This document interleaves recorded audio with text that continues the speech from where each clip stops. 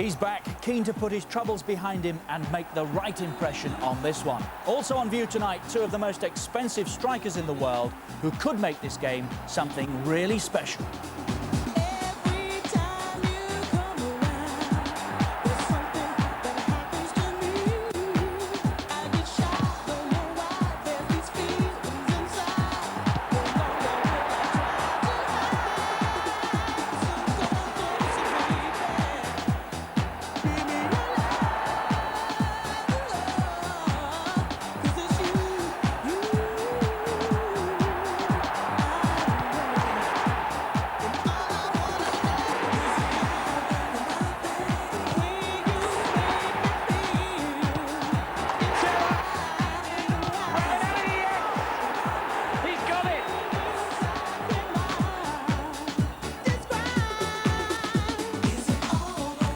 They've been counting down to this one ever since the draw was made. It's a big, big night in the northeast. There won't be a spare seat to be had. There's a place in the quarterfinals, of course, for the winners. More important than that to these youngsters is the satisfaction of winning it. Live tonight here on Sky Sports 3, we've action from the fourth round of the Coca-Cola Cup. It's the northeast derby between Middlesbrough and Newcastle. It's one of 5 Coca-Cola Cup ties tonight. We'll obviously be keeping a very close watch on all of them and very shortly now seeing how the holders went out last night. We're joined by Vinnie Jones of Wimbledon, of course, and Les Ferdinand of Newcastle United. Welcome to you both. How's the injury, Les?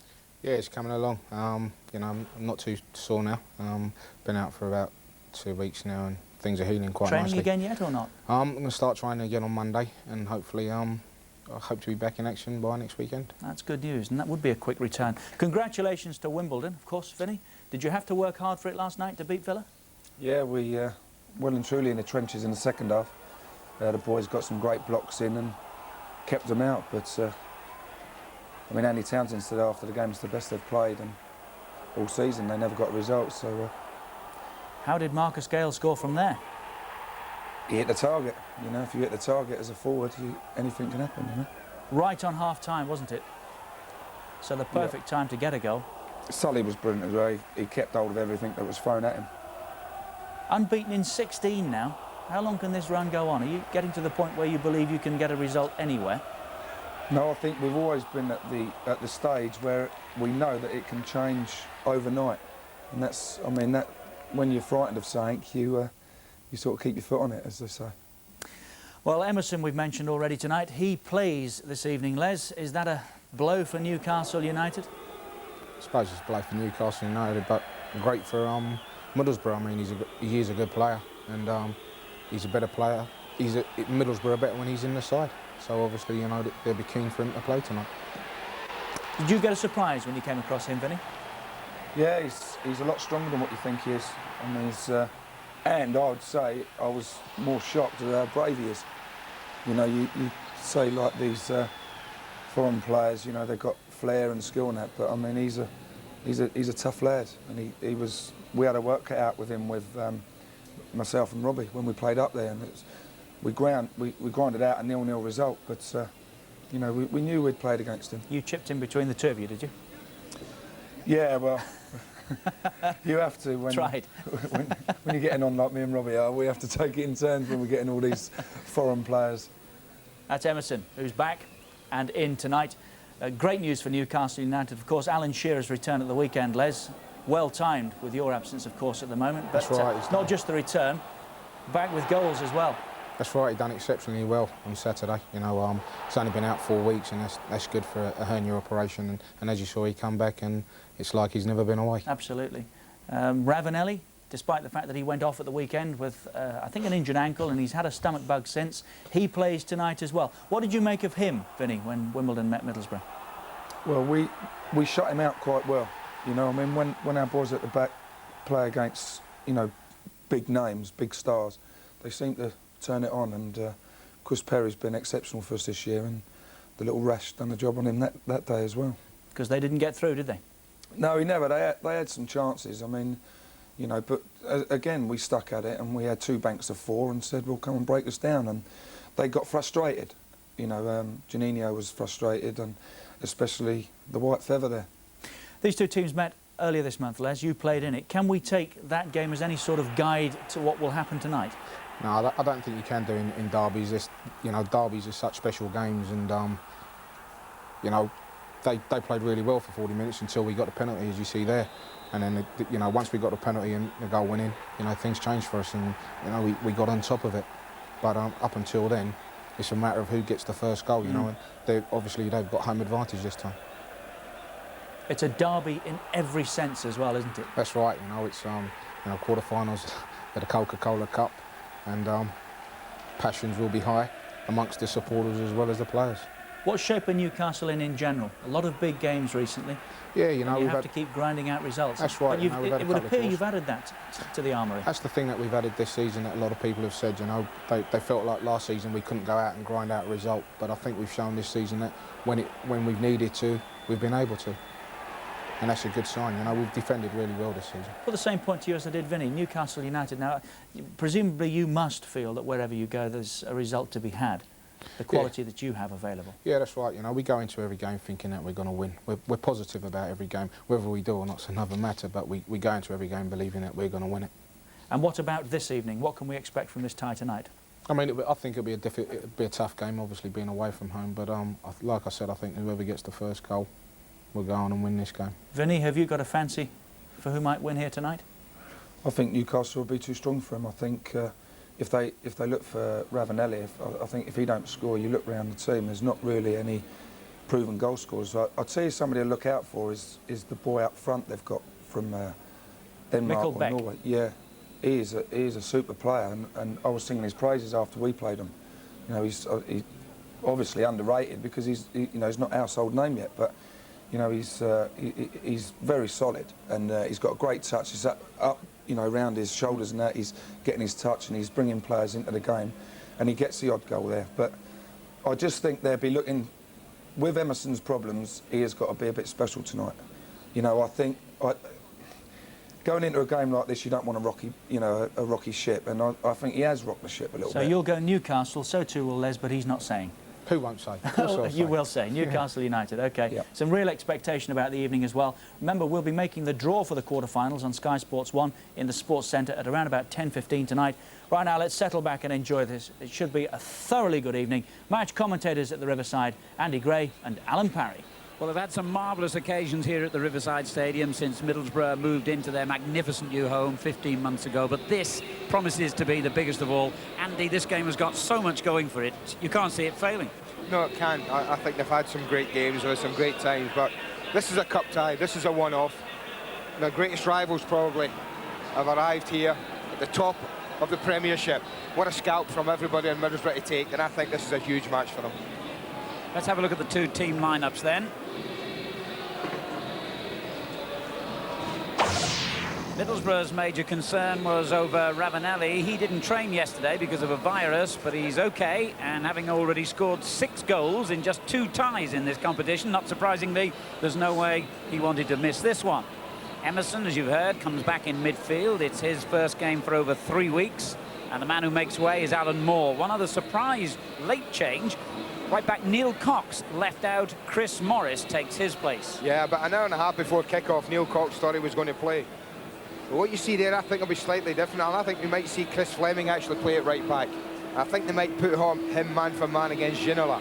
I think that's the reason that Neil Cox was left out, because of not the poor performance, but the way David Ginola played really well against him the last couple of times. The rest is pretty much as you see. I think Musto and Hignett will be working really hard in midfield.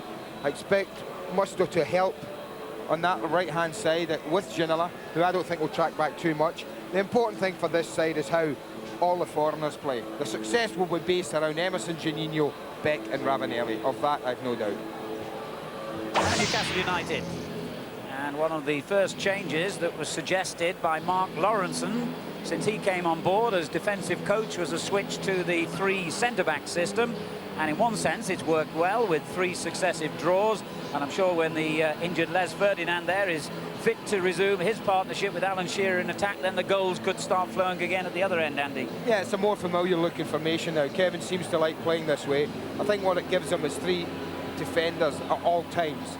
If there was a criticism when they played 4-4-2, it was that both full-backs tended to go forward at the same time.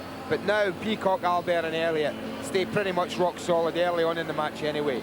Gillespie, the more defensive-minded of the two wing-backs, or wide men. David Ginola, I think, is given licence not to track back too much.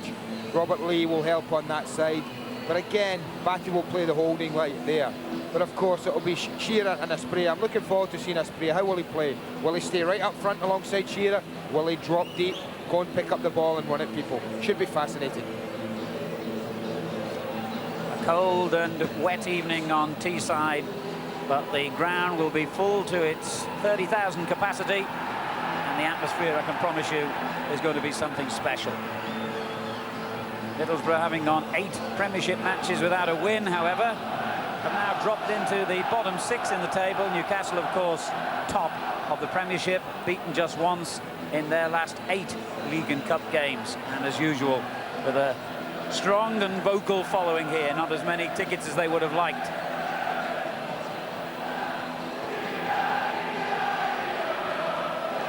It's just building up nicely now, Alan. They've been pretty quiet the last half hour, the supporters. Almost as if somebody's just flicked a switch now, sensing the beginning of the match is not far away.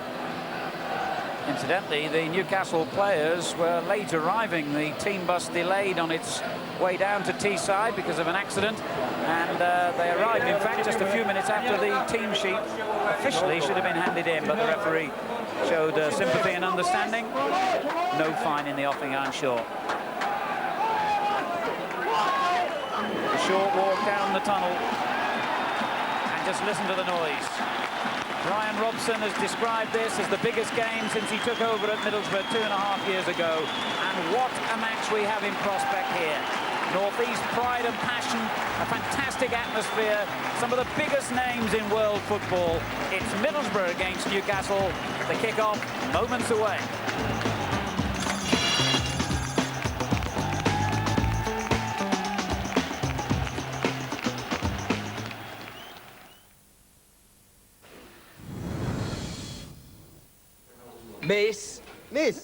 Miss Pizza Hut pan pizzas, unless I'm mistaken.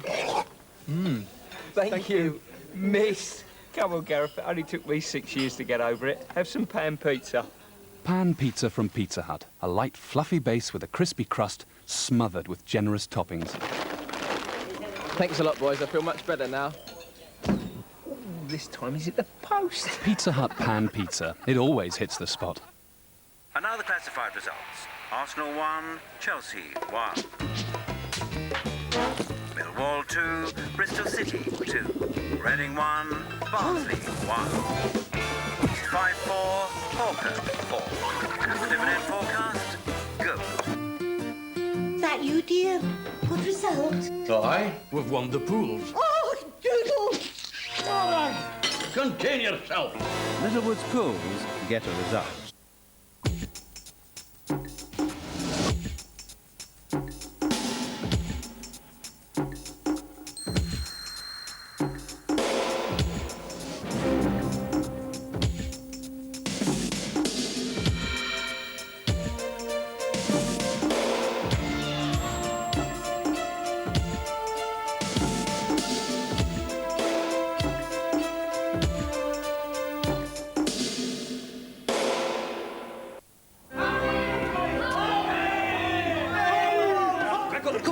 In here for you. This is for you, Rob. I got that from the Australian outback. That's a bird apple. There you go, Kenny. Oh, from New York. Terry, that's come all the way from Brazil, man. It isn't the World Cup, is it? Champion.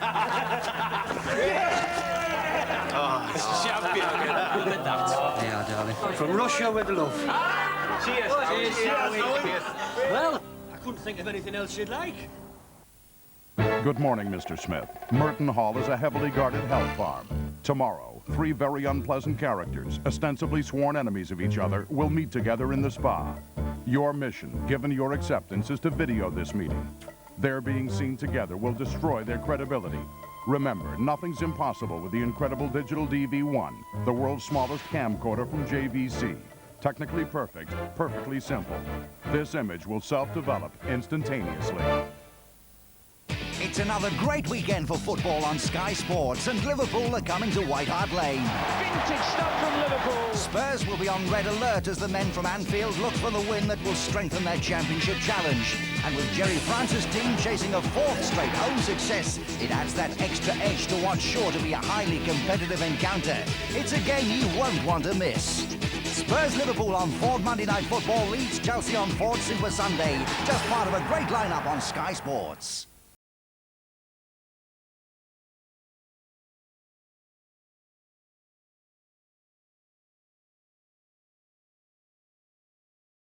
Three days of live tennis, the Davis Cup final, live from Malmo between Sweden and France. This evening, it's live football, the Coca-Cola Cup fourth round tie between Middlesbrough and Newcastle. Match commentators Andy Gray and Alan Parry. The referee, Stephen Lodge. And the North East, for so many years, a footballing outpost, is really back in the big time with a vengeance. If you need proof, just listen to the noise at the Riverside as Newcastle United, in the stripes of course, get this Coca-Cola tie underway. A place in the quarter-final for the winners, and Middlesbrough defending a remarkable League Cup record, beaten just once in their last 20 home ties in the competition. But that defeat, would you believe, was against Newcastle 4 years ago. Gillespie with the early run for the visitors. Emerson, one of those back, tried to defend, and a dangerous ball finds Ginola, and Asprilla. What a marvellous chance, and it still could fall to him. Total confusion. Ginola is still there for Newcastle. Middlesbrough all over the place, and they've survived a very early scare, Andy. Well, they survived it, but how on earth have they? Faustina Asprilla, well, Fury really should have given them the lead. What a marvellous run from Gillespie within the first minute. Now, as it drops here, you'd have put your money on Asprilla, but his first touch let him down. And then it was just panic. Panic from everyone in a red shirt, until eventually they managed to get half a block on it. But really, this is a golden opportunity within a minute. Just watch Asprilla as he tries to control it there. It gets away from him. And had he got control right away, he must surely have scored. Well, that set the tone for exactly the sort of match I think we were all expecting. Hignett plays the early ball in and finds Juninho, and it's the Newcastle defence now under pressure, and they've conceded a corner. Elliott's block.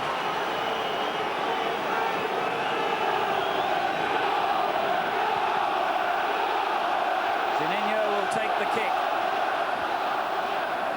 Emerson makes a run to the near post, and it's eluded everyone in the end, with the exception of Mikael Beck, who looked as though he didn't really expect the ball to reach him, and no wonder. A whole posse of players in front of him, and they all missed it. Well, we'll take another 88 minutes like that. That'll do me nicely. An attack from both sides in the opening 2 minutes.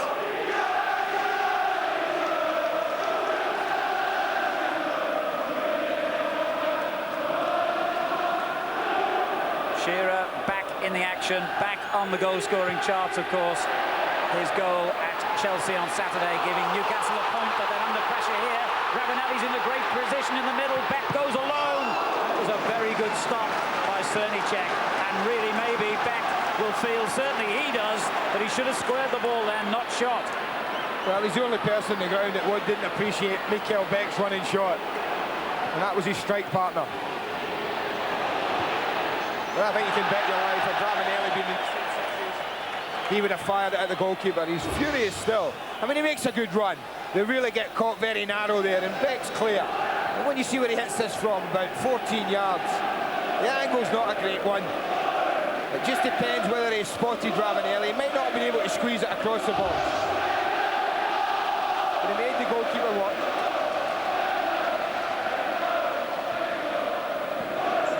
Well, I hope it's not tempting fate to say no one really expected a goalless draw between these two.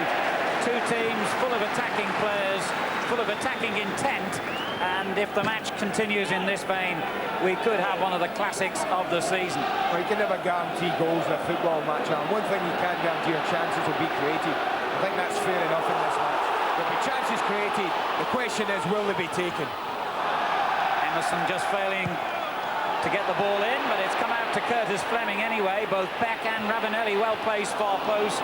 He tried to play it short to Hignett, and that turned out to be a mistake. I should have tucked it in. He had a chance to put it in there. Both Beck and Ravanelli had decent positions in and around the 6-yard box. Shearer pulls wide to take the ball from Gillespie. And the Irish international in possession again here. It's gone wide again. Now Batty. Ginola. That's a great effort by Ginola. And that must have stung Walsh's fingertips. That was travelling. I think he got a little lucky. You don't often see goalkeepers palm it like that with one hand. We'll come back to that, but it's all action this as Juninho finds Beck.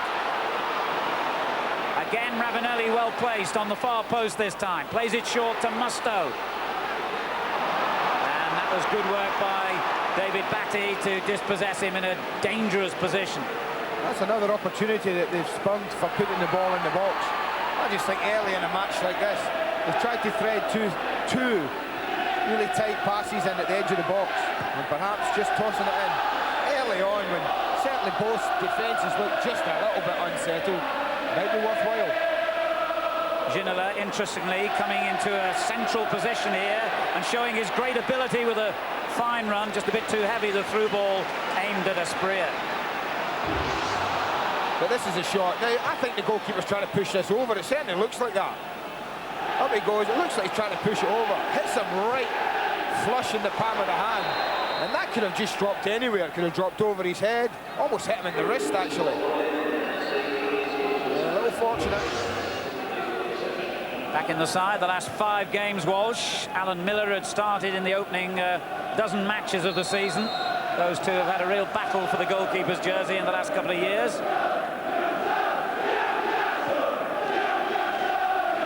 Tremendous support for Newcastle behind the goal that Middlesbrough are attacking in this first half.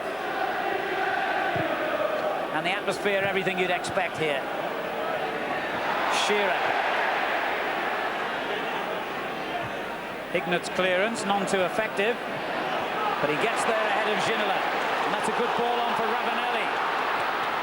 Very good defending, though, by Albert, who's been in magnificent form, the words of Kevin Keegan, showing greater discipline in his defensive duties these days.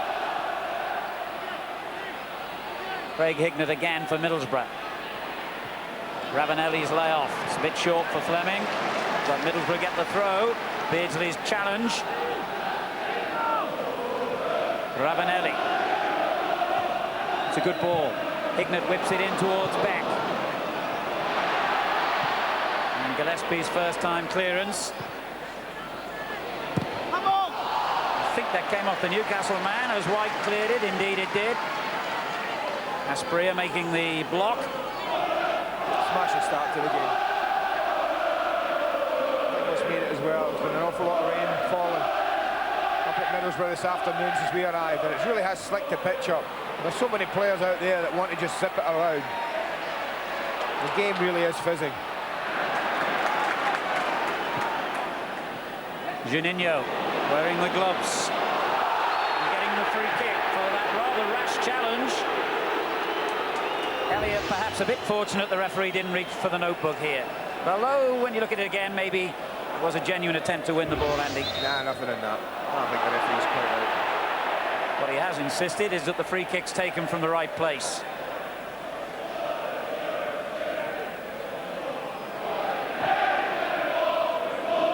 There's Craig Hignett, who's played the last 3 games now after being on the sideline for the first 3 months of the season. Fleming's cross, too deep. Gillespie has to keep an eye on what's going on behind him and did so very well. Now Asprilla. Not a place to be caught in possession, that. That was a little example on this near side of David Ginola, a really lack of defensive knowledge. Fleming just walked in behind him, basically. He was ball watching, and Ravanelli just tucked a little pass in behind him. Gillespie slowing it to walking pace. Asprilla joins in. Shearer and Gillespie link impressively down the right. This is a fine run again by Gillespie. It was a good, dangerous cross. And Emerson almost caught in possession. He has been. And in the end, Emerson just stood his ground as Shearer attacked him. Well, he got lucky. I think there is a time and a place for being fancy and taking people on. It's not 15 yards from your own goal. Not in a game like this early on. You don't want to invite unnecessary pressure. Asprilla. It's a very good tackle by Fleming. Batty winning it back. Fleming's there again. And so is Batty. And the foul has gone against the Newcastle man, Shearer. Well, I felt that, Alan. He landed rather awkwardly, Alan Shearer. It's a free kick, there isn't a doubt in my mind about that. He goes in wholeheartedly, but you can see, but watch the way he lands, wow, right in the back. That would have certainly jarred him up. Well, any injury to Alan Shearer at the moment is a worrying time for Kevin Keegan. But his star man's back on his feet again. Shearer with 9 goals in his 14 appearances for Newcastle this season. There's Ginola, scorer of the spectacular goals, and almost added to that tally a few minutes ago. Asprilla. Emerson beats him in the tackle.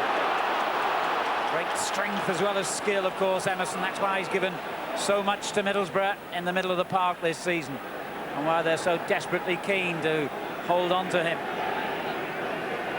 Certainly needs a win bonus tonight. He's been fined a week's wages for his late arrival back from Portugal at the weekend.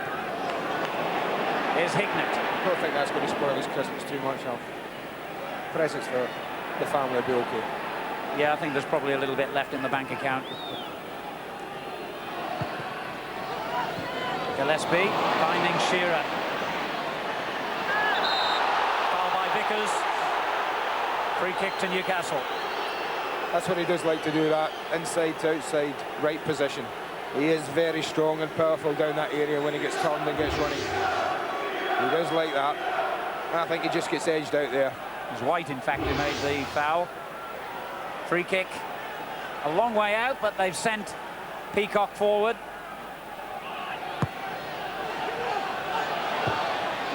And Asprilla almost got onto the ball that dropped from Shearer's header. He's close. He's certainly entitled to go for it. I don't know if Gary Walsh is having a little pop at him. I certainly think there was a little question of offside. But he's entitled to go for that. This is a cup tie. Both teams want to win it. Morris finding Beck. Did well to keep that in, and that's surely a foul. No, the referee waves play on. That looked a harsh decision against Middlesbrough. David Batty in possession for them. Back again to Peacock. Beardsley. Ginola.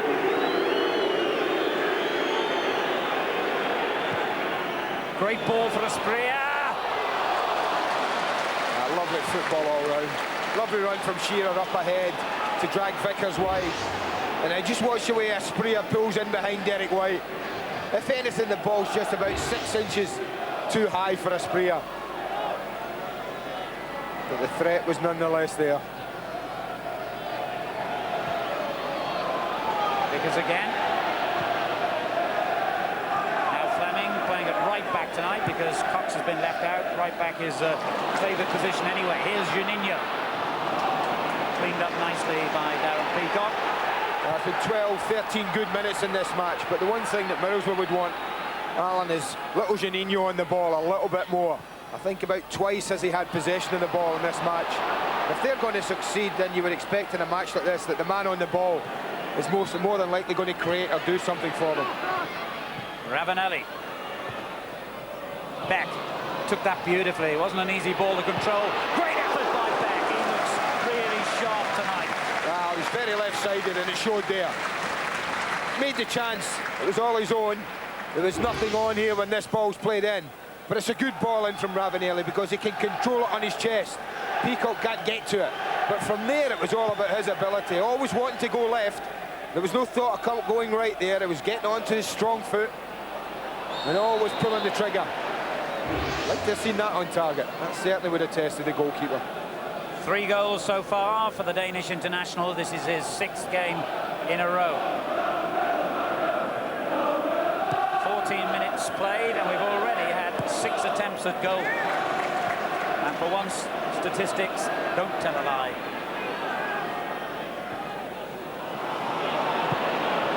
Asprilla with a chance to counter-attack here. Vickers facing him, a lot of men on the cover for Middlesbrough. It was really good defending by Steve Vickers. He kept pushing him wide and closed down the options. I didn't think Asprilla asked enough questions, Alan. He just kept running in a straight line here. I thought at some time he would go inside just a couple of yards just to change the angle. He just keeps going wide. He was actually running away from players, even getting that across. I think only Shearer about the edge of the box was the one player that nearly caught him up.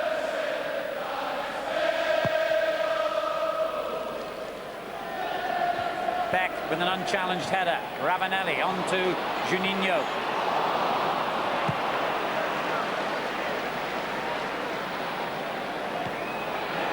Emerson.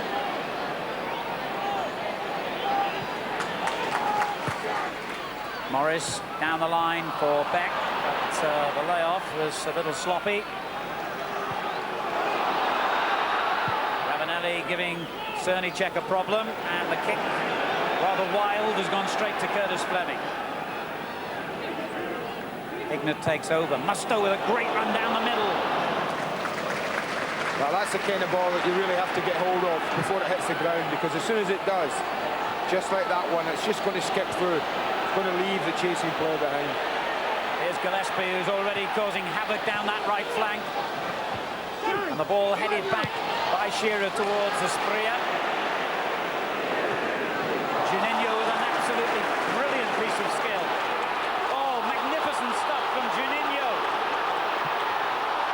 Albert stopped the run just before it became really dangerous. Bit of magic. Well, that's a little example of what he is capable of. I said they would like him on the ball a lot more. If anyone wanted to know why, well, that was an example of why. Now Ginola weaving his particular brand of magic. Gillespie.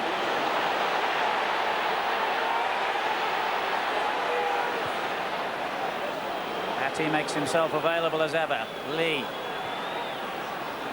Here's Beardsley. And Shearer. Asprilla's offside. Lovely finish. That was a super header. I think the linesman was right here. As they go back, they just step out. There they go now. Two defenders get it right. Now that's when defenders have got to be absolutely in line. That one right, but there was a skill just a couple of minutes earlier of Juninho that we were admiring. Watch this. That's coming from a great height. Now look at that. Kills it instantly, and he's away from Peter Beardsley. Lovely stuff.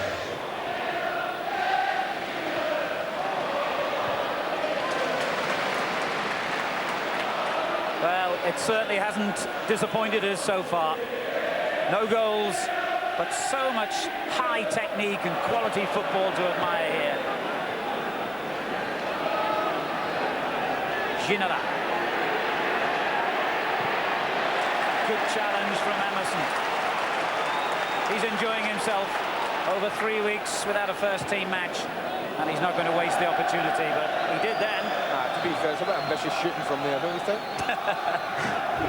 Maybe he's great chasing back. I mean, this is a great example that people will say a lot of the foreign players who come here are maybe not up to working hard.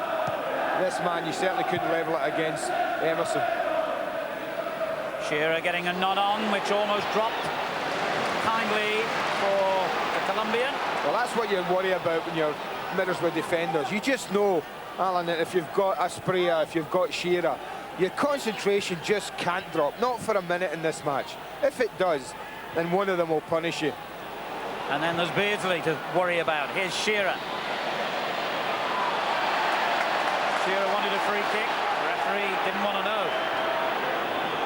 Emerson finds Juninho. Ravanelli and Beck ahead of him. That was unlucky. That was an idea. It was a super one from Juninho. Just took Ravanelli, I think, just a touch by surprise.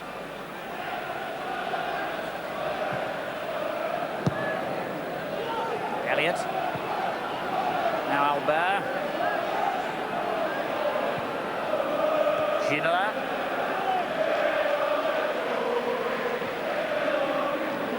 Lee. Beardsley helps it out to Gillespie.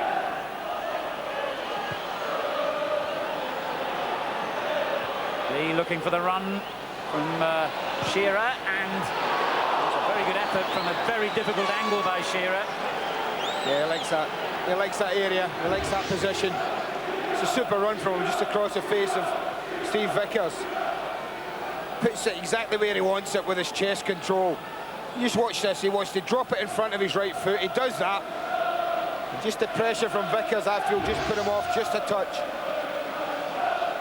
Well, let's join our touchline reporter, George Gavin. George. Alan, Fabrizio Ravanelli's getting very frustrated out there. He wasn't played in, first of all, by Mikael Beck and then by Juninho. And after that second one, he came across the bench, tugging at his shirt, indicating that if they're not going to play to me, then take me off. It was sarcastic, but he's getting very frustrated. Well, he's certainly not a man slow to let his true feelings be known either. Now then, that back pass has got Cernicek in trouble here. Did well, the goalkeeper.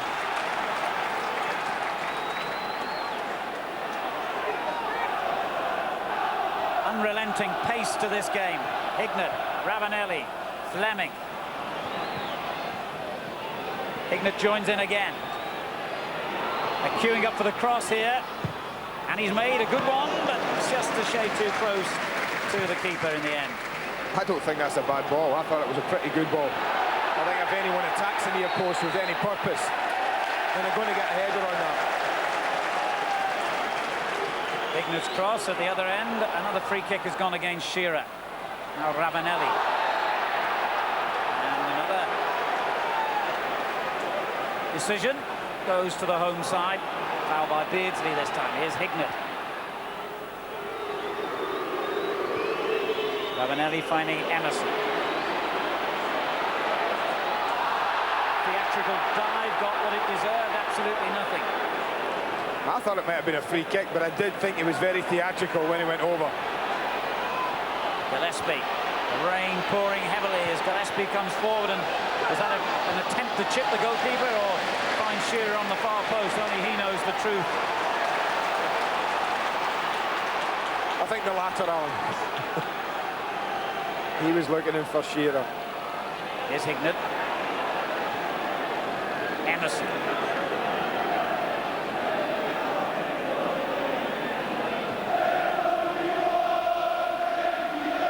This is Juninho. It's a good ball for Musto, but Lee got back to deny him any more room.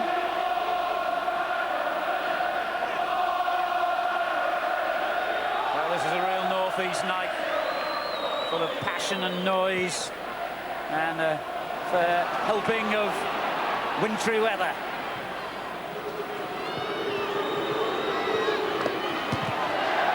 It's a good challenge on Ravanelli by Elliott. I'm sure you could literally hear the studs clashing there. Now Ginola. Seems to be able to come inside Hignett at will. Elliott. This time Ginola's giving it away to Musto, and now Hignett. What a good ball that was. Juninho. Morris on the left. It's only the second game, incidentally, he started this season, and the other was in this competition against Hereford in an earlier round. Juninho looking for Ravanelli, goes back to the Brazilian. Oh, it was a great block. Albert did so well then. Well, that's why Kevin Keegan's talking about Philip Albert's performances, Alan. Not to do with him stepping out from the back and playing 40, 50-yard passes. Don't think it's anything to do with that. It's that part of his game we saw at the edge of the box. With a defender, your first job and your most important one is to defend. Well, an absorbing 23 minutes gone. All we haven't had yet is goals. Gillespie.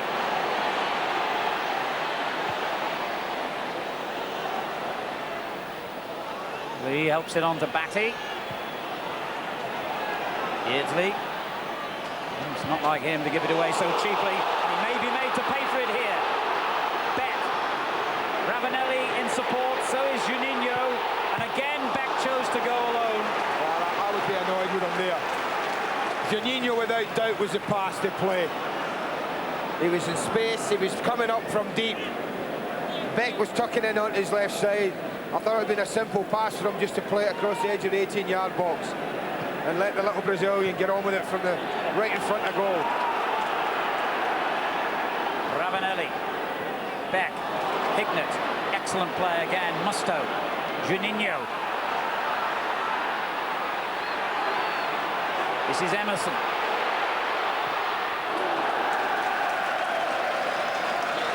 Well, high, wide and handsome.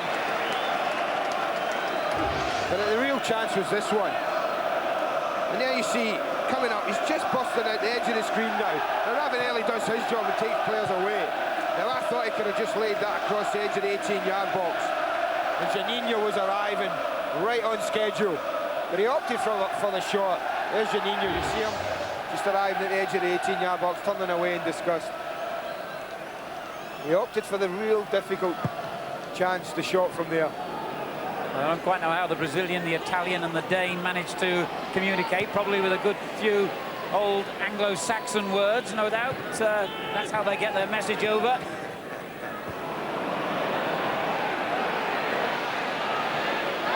about that for calm defending? Steve Vickers proving he's as capable of the magic skills as any of the foreign stars out there. He's the only man who's played every game for Middlesbrough this season, and he even played on through a dislocated toe earlier in the season. Newcastle getting in a bit of a tangle here, but a lovely bit of skill by Beardsley gets them out of danger. Now Albert. That was good pressure from Middlesbrough. Newcastle really took a chance there. Ginola caught in possession. This is Emerson. Almost breaks, now it does for Ravanelli. Another good block. Well done, Darren Peacock. And I think he used the knowledge that players have to know things about players, Alan. And the one thing you know about Ravanelli, he does prefer his left side. Now when it comes here, look at Peacock. He's edging towards the left side because I think he's got a fair idea that that's the side he's going to go on to. It was. The defender got it right.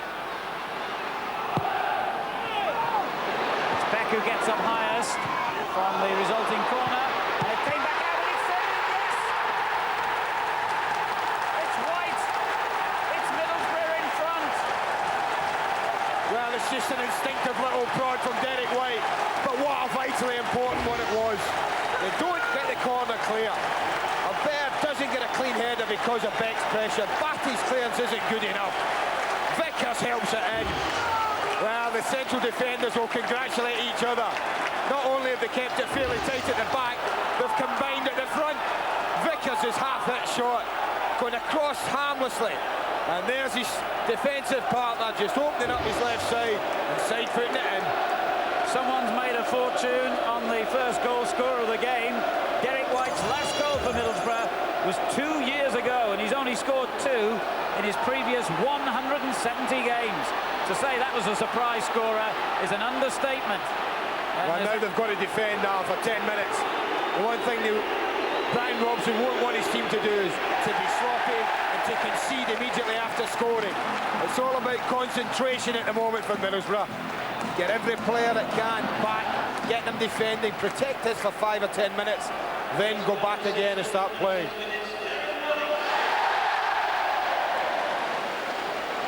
Well, what a moment for the Scottish international, who's only just been recalled to the side after being left on the subs bench for a couple of games. But now he has to do his defensive job as Ginola plays the corner in. It was Ravanelli who got it away. Batty playing it back in again. Oh, great ball, sir. Wonderful ball. Ginola. And that's useful as well. Albert has come forward. That's half a chance. Might just have been a tad high for Albert as he met it. This was a great ball from Lee. He knows Ginola's still there, having taken the corner. And Ginola does his bit. Plays a ball that people can go and attack. Albert does attack it, just doesn't get above it enough and get it down. It's the only thing that he did wrong here. But we've got a football match now, you better believe it.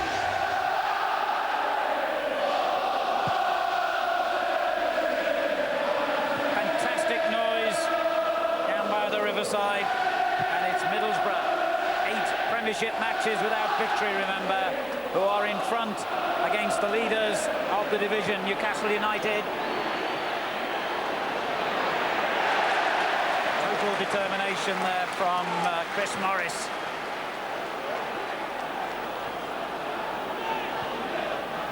Aspria. This is Batty. Now Peacock. Albert. Good layoff from Ginola, but it wasn't expected in the middle by Beardsley. And Borough break again. Juninho. Here's Beck. Ravanelli points to where he once said he would have been offside if he'd have played it. He is offside. He can have a go at Mikael Beck, but he took up a position which made it impossible to stay onside. He's almost burst into tears there. I think they're just getting to know each other, those two players, a bit. That's a partnership still in its infancy, Alan. And I think at times it shows. They're so unemotional, these Italians, aren't they? They never let their true feelings be seen.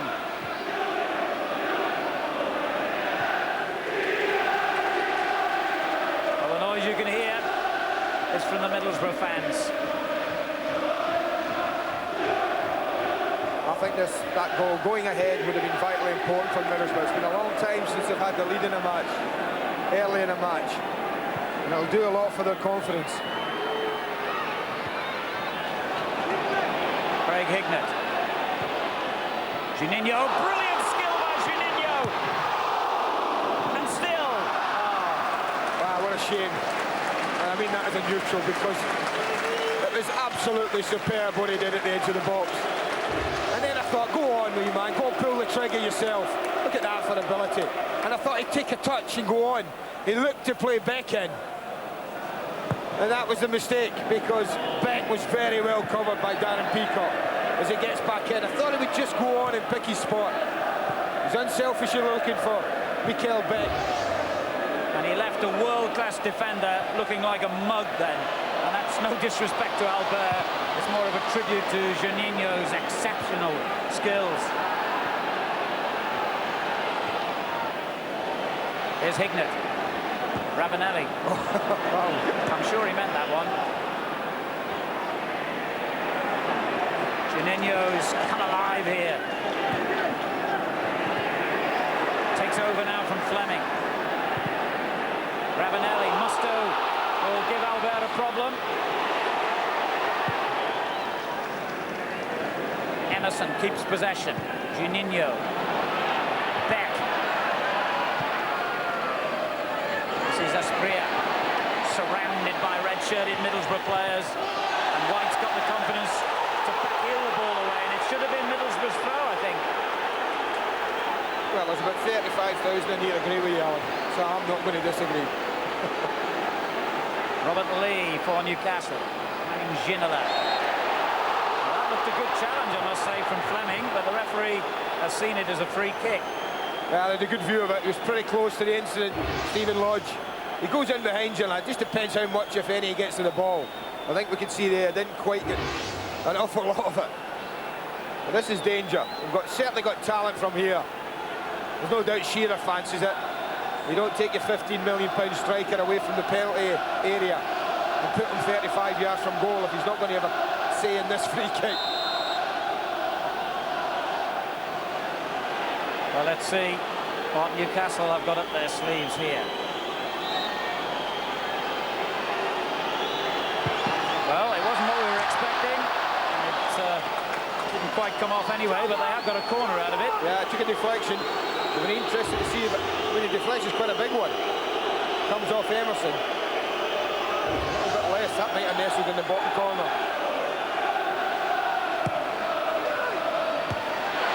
It's a good corner, but it was firmly met by Ravanelli. It's twice he's cleared Newcastle corners now.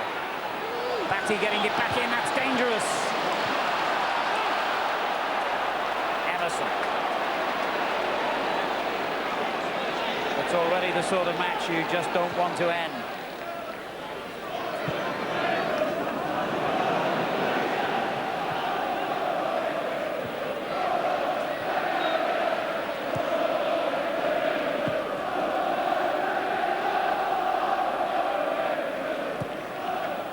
Asprilla.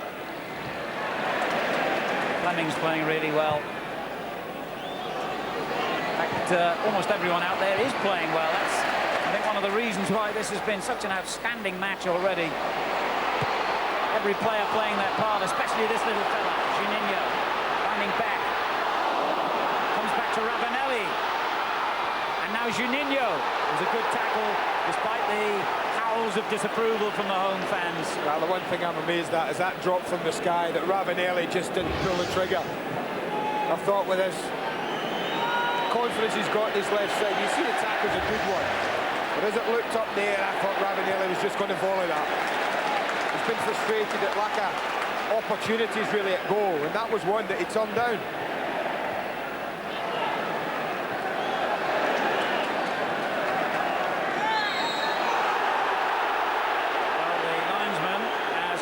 Throw into Newcastle. Fleming was convinced it was going to be his ball.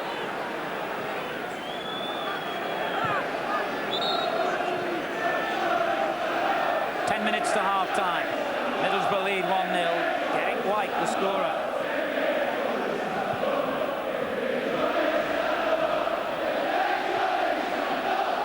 Here's Gillespie.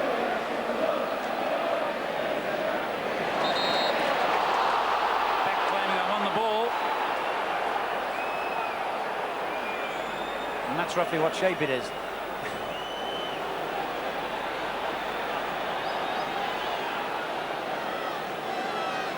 Shearer and Asprilla now joined by Peacock and Albert. And the touch on has been kept in play by Asprilla. Ginola. Beardsley under pressure, did well.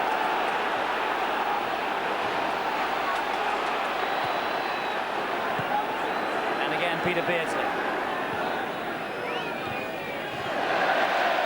Loose ball from Asprilla. Ignat accepts the gift and a lovely ball to find Beck.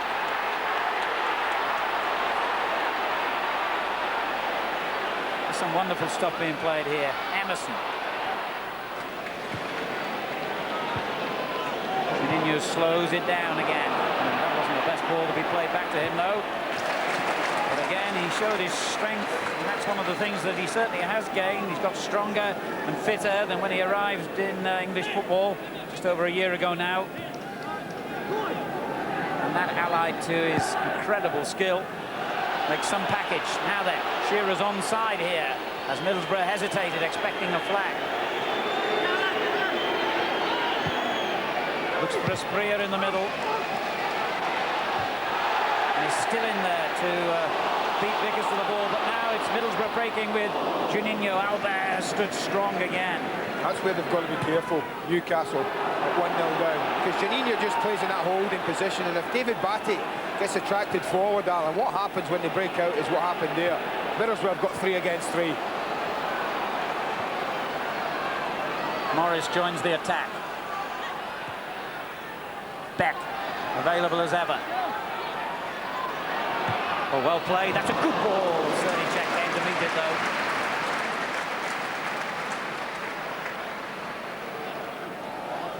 Well, let's have a quick look ahead to the weekend and what's coming up here on Sky Sports. We've got Leeds United against Chelsea in Super Sunday. On Sky Sports 1, the programme begins at 3. And then on Monday night, what a match in prospect at White Hart Lane. Spurs against Liverpool. The programme starts at 7.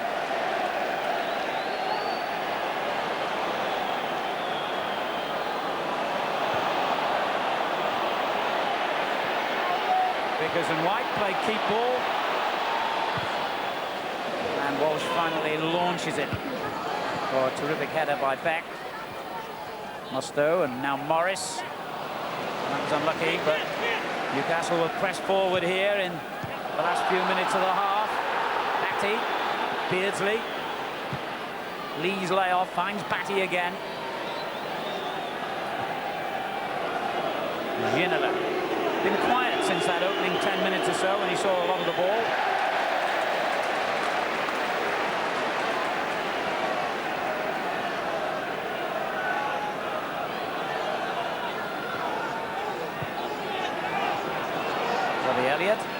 the side in the last few games.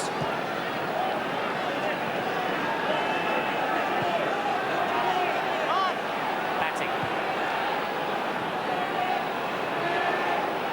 Gillespie wide on the right, where he's patrolled effectively all the match. Comes inside Morris, but then chose the difficult route for himself.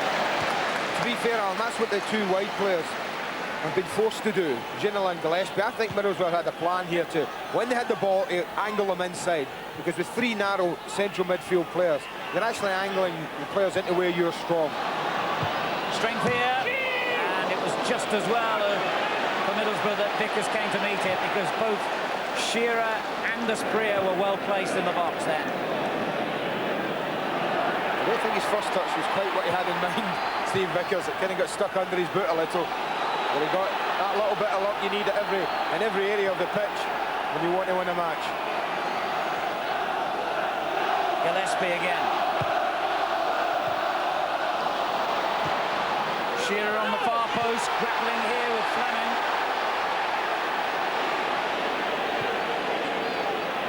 Ginola. It's a great effort by Ginola. Well, I had him worried, there's no doubt about that. Gary Walsh is scrambling. I think his concern was how quickly was this ball dipping. There's no doubt when it leaves Ginola's foot, Walsh might think this is going over. But it starts to dip very, very quickly and doesn't miss by much. Really well struck. Always a danger if he's not pressed and not pressurised early. Ginola can conjure up something like that.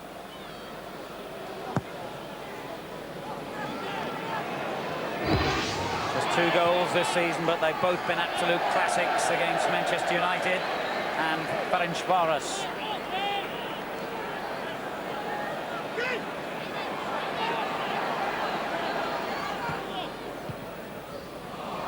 A loose ball there by Juninho. Fortunately for him and Middlesbrough, it came to nothing. Now Fleming. Ravanelli. Elliott, the defender. Ravanelli dispossesses Ginola.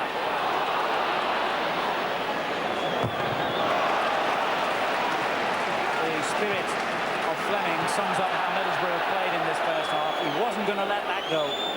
Well, Albert's given Ginola a right rocket here. The way he lost the ball so easily to Ravanelli and just about the halfway line really put Newcastle under pressure.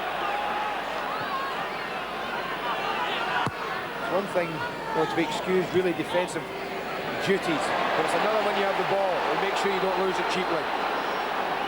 Emerson with a quick 2-foot shuffle finds Juninho, who couldn't keep the flow going to back. Good defending by Peacock. Here's Asprilla. That's excellent play. Shearer's on the right and he's onside.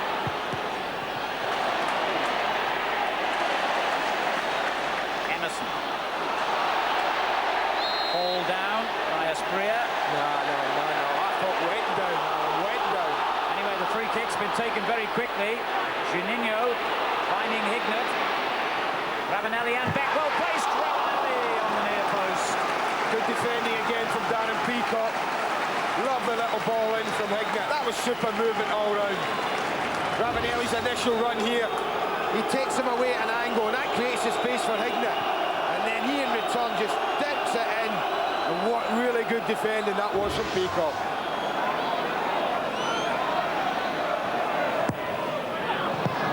Poor corner, a bit too flat. They've done well to keep possession. Emerson. And that's a fine effort by Steve Vickers. It looks as though both the centre-backs have got the scent for goals tonight. Yeah, Derek White saying, I'll show you how to do that in training tomorrow, big man. That's a decent effort. Takes it out, hits it on the volley. Didn't quite get his foot wrapped around it enough. It was Vickers, remember, who played the ball in, enabling White to score the only goal of the game so far.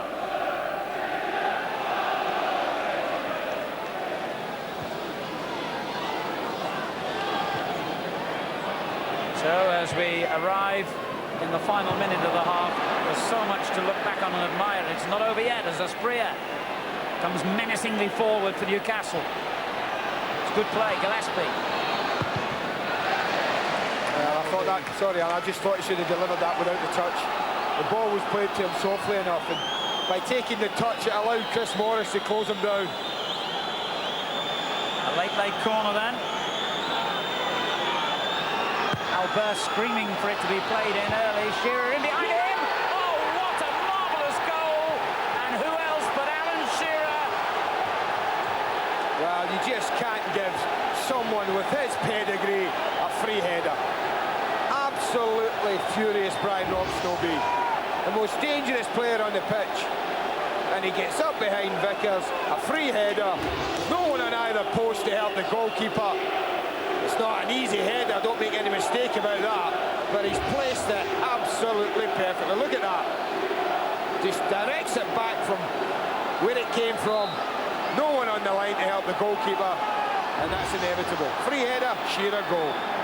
His 10th of the season, his 26th in 35 ties in this League Cup competition. A classic header into the top corner where it just couldn't be stopped by defenders or goalkeeper. And Newcastle are level. I think Steve Vickers' problem was just as the corner was being taken, Alan, he had both Albert and Shearer right beside him, and I don't think he was quite sure which one to take. Ravanelli came across to help him, but a little too late. By that time, Vickers was in between players, and that allowed Shearer that free header. Here's Shearer again. Lovely ball. Gillespie. Both Shearer and Asprilla in advanced positions here. He's back out to Lee. Looks again for Shearer. Fleming gets it away. This is Ginola. Newcastle running the show in the late moments of the half here. But Ginola a little bit ambitious then. Well, it's now Newcastle that don't want the half to end. And Brian Robson, who's desperate to get his side in now. And just calm things down. This again is a decent effort. Not troubling the goalkeeper.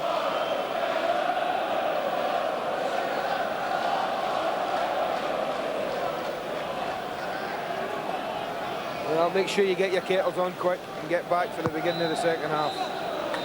Fantastic entertainment at the Riverside. An unexpected hero for Middlesbrough, Derek White. Hadn't scored a goal for 2 years, was on target in one of the biggest matches this stadium has ever seen. At that stage, it was looking good for Middlesbrough. They're flowing football, taking them forward time and again, but you can't leave Shearer with an inch of space, otherwise he punishes you, and that header has set up a classic second half here in the Coca-Cola. It's Middlesbrough 1, Newcastle United 1.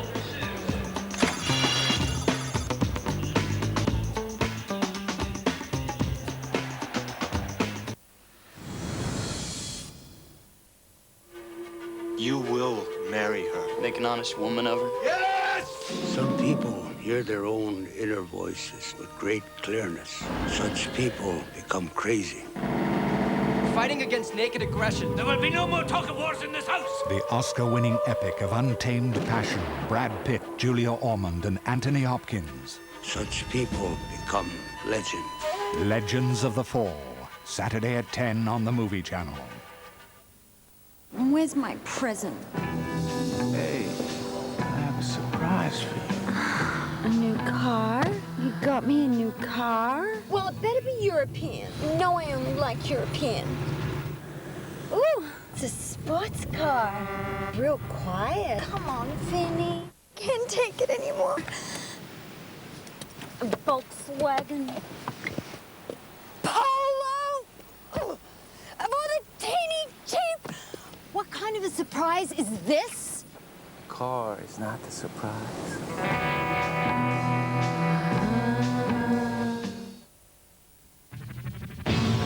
Men, you only think about one thing. It's the most natural instinct. Sometimes the most uncontrollable passion. And when that passion stirs, every sensible man knows what he must wear. Puma King. Jonesy, get your kit on. Serious stunts. You gotta be fortunate. You gotta be lucky now. I was just sitting here thinking good and bad. the director of Cliffhanger and Die Hard 2, invites you to kiss traditional action goodnight. The long kiss goodnight. With Orange, everyone receives free calls to our 24-hour customer service. Free per second billing. And free 14-day phone return. The future's bright. The future's Orange. If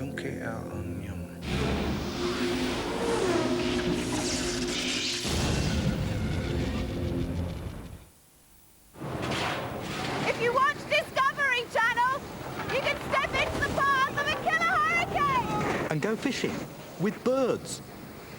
You can feel what it's like to be in the company of pure evil. Big birds, lots of them. Or you can just float over Everest. Birds that do exactly what you tell them. You can join the devotees of the world's great religions.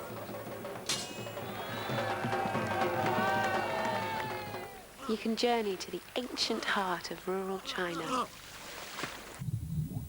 Where those birds will land you, the catch of a lifetime. How real do you want it?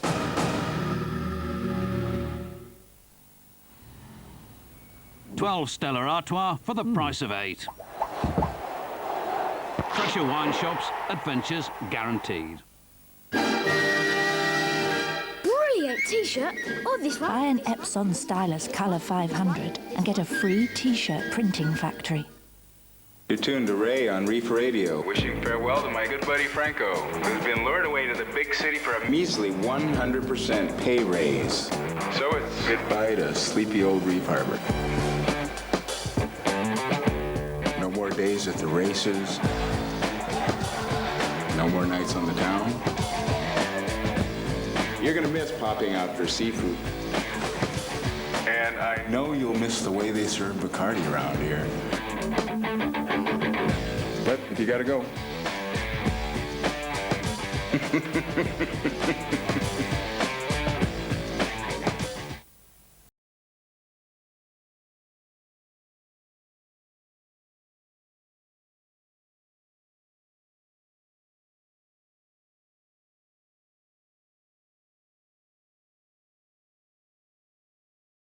And Colin Montgomery amongst the challengers. Tonight, Coca-Cola Cup action, Middlesbrough against Newcastle United, live from the Riverside. And what a good 45 minutes. 1-1 at half-time. Derek White's opener for Middlesbrough, equalised by Alan Shearer right on half-time. Look at the attempts and those on target and the corners. That's how even it's been. Nothing.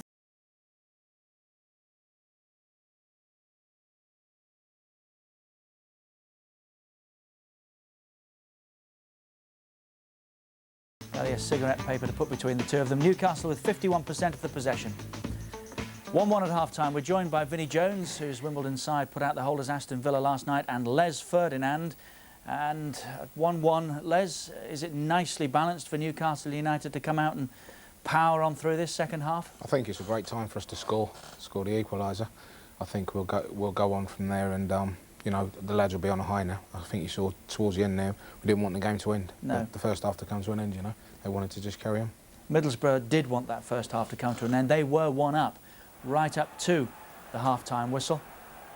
What happened in here, Vinny? Did David Batty just get up? Yeah, you wouldn't expect that from Bats. He spewed it there.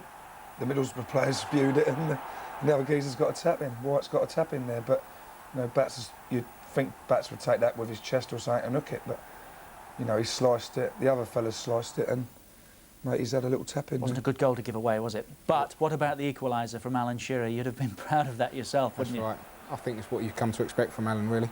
Look at the distance of the header. He's outside the penalty spot there. I mean, you think at best all he can do is sort of like hit it down in front of all the players here and get a mad scramble, but he's hit it perfectly. You know, he's headed it perfectly, and it's gone. No one's moved for a minute. I thought something was wrong because no one moved. You know either. He's got long enough to see it to get. I mean, if he has quick feet there, he gets over and gets his left hand to it and tips it over the bar. But what a fantastic header from Alan Shearer. 1-1 then at half-time at the Riverside, and it's beautifully poised for the second half. Elsewhere tonight, let's get up to date with the half-times. Coca-Cola Cup 4th round. There's a positive outcome in all of them so far. Bolton 2, Tottenham 1, 2 goals for John McGinley. Steve Claridge for Leicester against Manchester United. And McManaman and Fowler with a penalty for Liverpool. Ian Wright had put Arsenal in front with a penalty. And Radachoyo for West Ham, who leads Stockport by a 0-0. FA Cup first round replay, no goals between Cheltenham and Peterborough.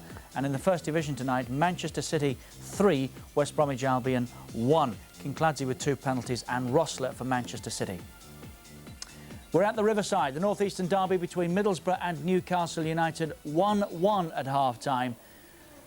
All set up for a cracking second 45, which comes up next here on Sky Sports 3. And a reminder, we'll be making the draw for the quarter-finals at around about 10:15 in the Sky Sports Centre.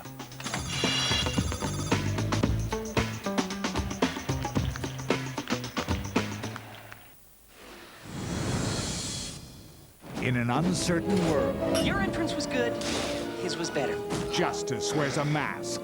Val Kilmer, Going down. Jim Carrey, the premiere of Batman Forever, coming soon on the Movie Channel.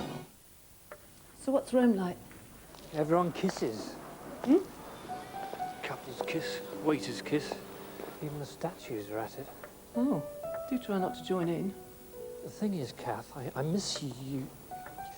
You didn't pack my blue socks, did you? Pack yourself next time. How's it there? Flat feels funny. Too, tidy. How's work? They're terrible. They like me. They want me to stay another week. Oh. Oh, that's great. I'm in the most romantic city in the world. And you're not with me. Yes, I am. With Cellnet's digital service, you can make and receive calls in over 50 countries. That's more than any other UK network. Okay, bye then. Bye, love.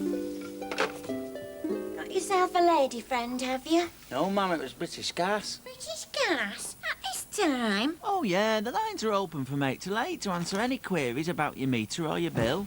Nothing's too much trouble for 'em. They're even open Saturdays till 6. You wouldn't be using good old British Gas as a decoy for your shenanigans, would you, Malcolm Merton?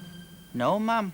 You know, you can always talk to me. I'm your mother. That's what I'm here for. There's nothing I'd like more than to see you start courting. So, was it a lady friend? Well, yeah, I met her on the bus. Well, don't think you're bringing that trollop back here, Casanova. Get up to your box room. British Gas, open weekdays 8 till 8. See, Mum? Roy Chubby Brown's new album, Fat Out of Hell, is out now. 10 outrageous songs, including the new single, Rockin' Good Christmas. Buy it now on CD or cassette.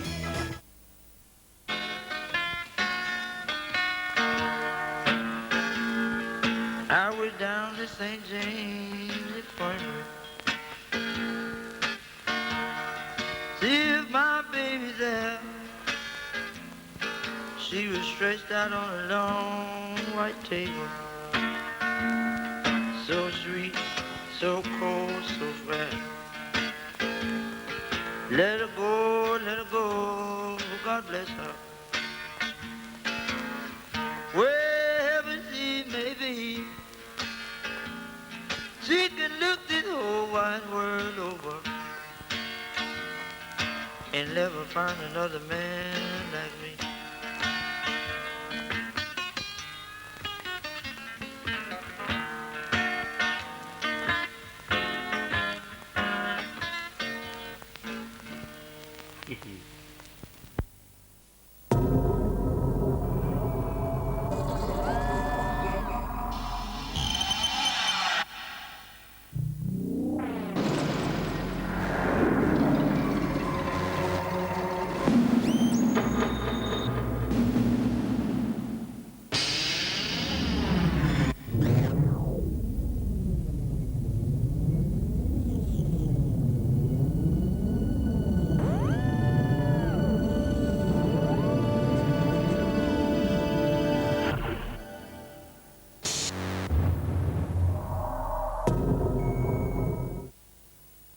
Team selection. Everybody thinks they can do a better job. there can be no complaints about the team chosen for England's winter tour. There's both a talented all-rounder. Gower, angelic looks belie a cutting edge. Willis, good lines, hopefully not too much length. It's Allett, delivering the goods. And then Nicholas, the captain. No problems off the pitch then? No worries on it either. I see young Atherton and his new breed England team building on the summer successes and really warming up the winter. My great hope is that when we're all out there, the Sky commentary team are going to be as nice about me as I've been about them. And Willis has bowled Atherton an absolute corker. England in Zimbabwe in Ford Mondeo International Cricket, coming soon to Sky Sports.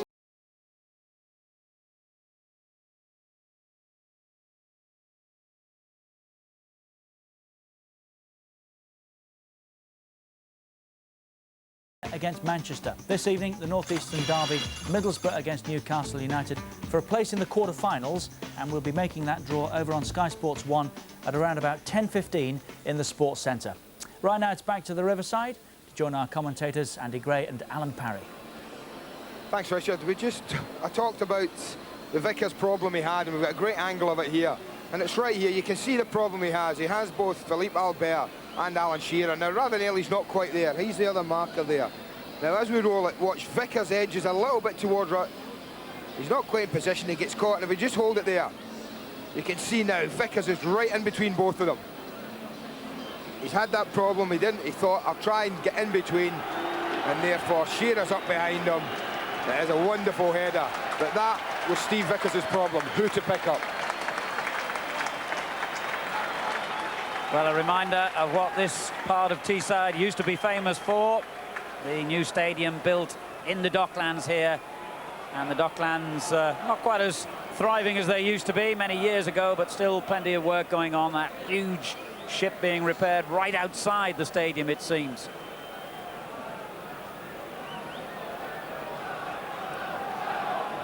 Inside the stadium, it's absolutely electric here as the players come out for the start of the second half, and a little bit more of the same, and we'd all be pleased, I'm sure.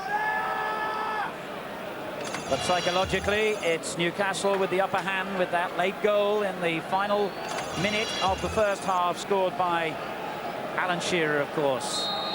And if Middlesbrough need an unhappy omen, the man who scored their goal, Derek White, it was his first on target for 2 years, and the last time he scored a goal for them, they lost 5-1 in a match at Luton Town. A few Middlesbrough supporters saying thanks a lot, mate. Incidentally, he was 100-1 to get the first goal tonight, Derek White. I bet he didn't even have a bet on himself. He surely couldn't get a second, did he? There between Messrs Batty and Emerson has resulted in a free kick to Middlesbrough, despite Emerson's protest. I think he thought it had gone the other way. Fleming, who had a splendid first half, once he coped with the problem set by Ginola down that side. Here's Elliott against Ravanelli, and he came off the Newcastle player. Middlesbrough get the first corner of the half. And he'll take it quickly, Alan. Zanino's gone over. Back again to Ravanelli. And attempt players to tackle him, and then carelessly gives it away to Ginola. Not like Ravanelli. Here's Lee breaking. Asprilla ahead of him. And again, he is guilty of a misplaced pass. Now Juninho, who didn't get much wrong in that first half. And suddenly they all seem to have lost their accuracy here at the start of the second. Just warming up. Picking up the pace again.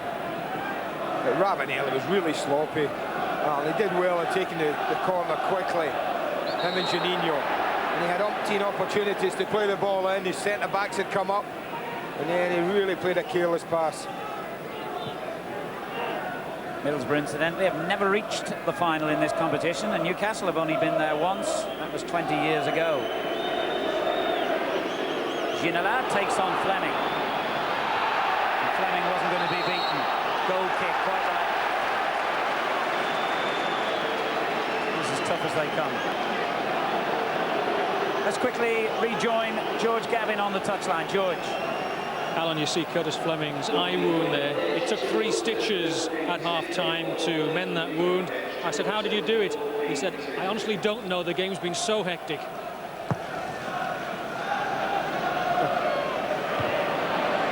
Fleming won't let that bother him, I'm sure. As tough as they come, and really having an excellent night. Ravanelli's given it away again.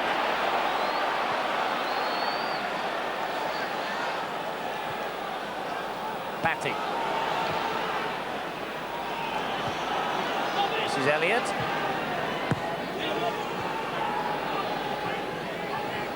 Well, he did brilliantly to keep that in play. And again, it's Fleming who makes the telling tackle.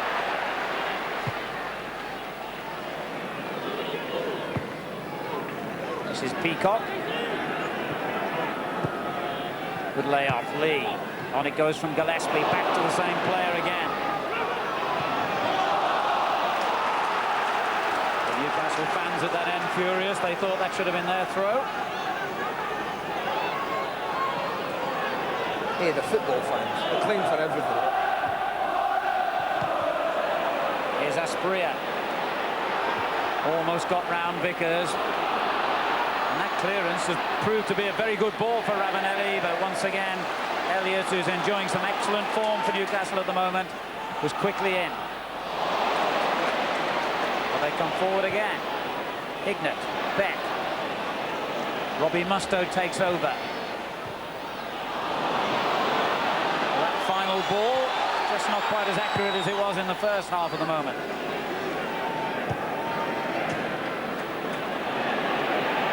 Emerson going up strongly again. The referee didn't like that challenge.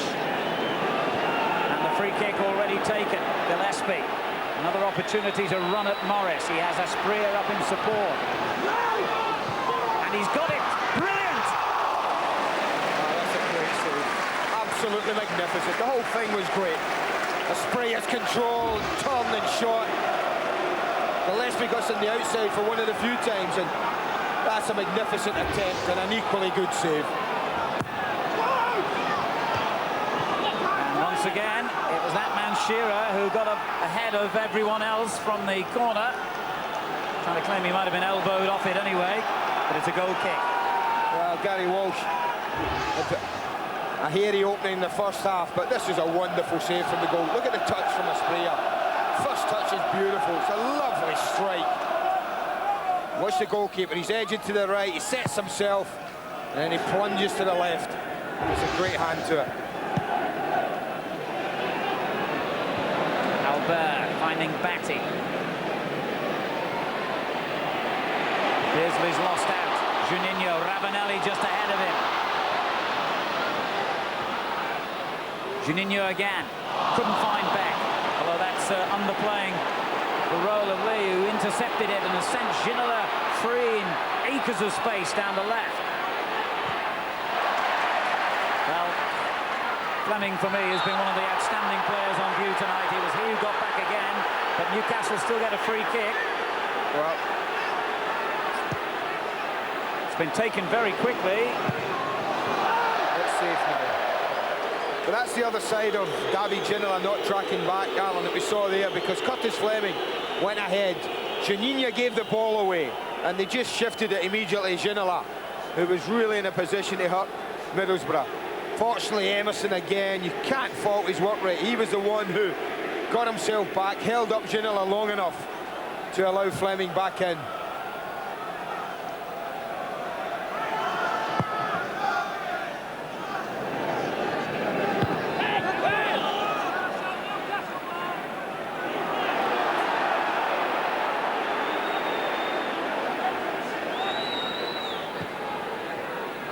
Well, he was a bit untidy with that layoff, Asprilla. However, the tackle from Morris looked dubious, to say the least. And the Newcastle players are surrounding the referee with their complaints. Now, what action will Mr. Lodge take here? And there's a bit of fisticuffs involving Asprilla and Emerson. Kevin Keegan's on the touchline trying to calm them all down, but I don't think he will be very happy with the challenge. Terry McDermott just saying to the linesman and referee, look, that was over the top. Well, it certainly looks from here over the top. He looks to not go for the ball here, Chris Morris. He goes straight over the ball, right onto the side of his knee. That's an absolutely shocking tackle. Certainly not a tackle anybody should be proud of. Emerson's trying to claim there was a dive, I think, but that's outrageous suggestion. The thing is, I don't think Stephen Lodge was in a position. He probably was right behind Morris when he made the tackle. The linesman was square onto Alan. He must have seen it. They've had a little chat, the two of them, and it all depends on the linesman's report. It's a yellow card, and I think Morris is a very lucky player. There will be players up and down the country who have probably shown red cards in the weekend matches for far lesser offences than that, thinking, how does he get away with that? The ball's around along the ground. There's no way in the world Chris Morris can justify being there where he was with that tackle.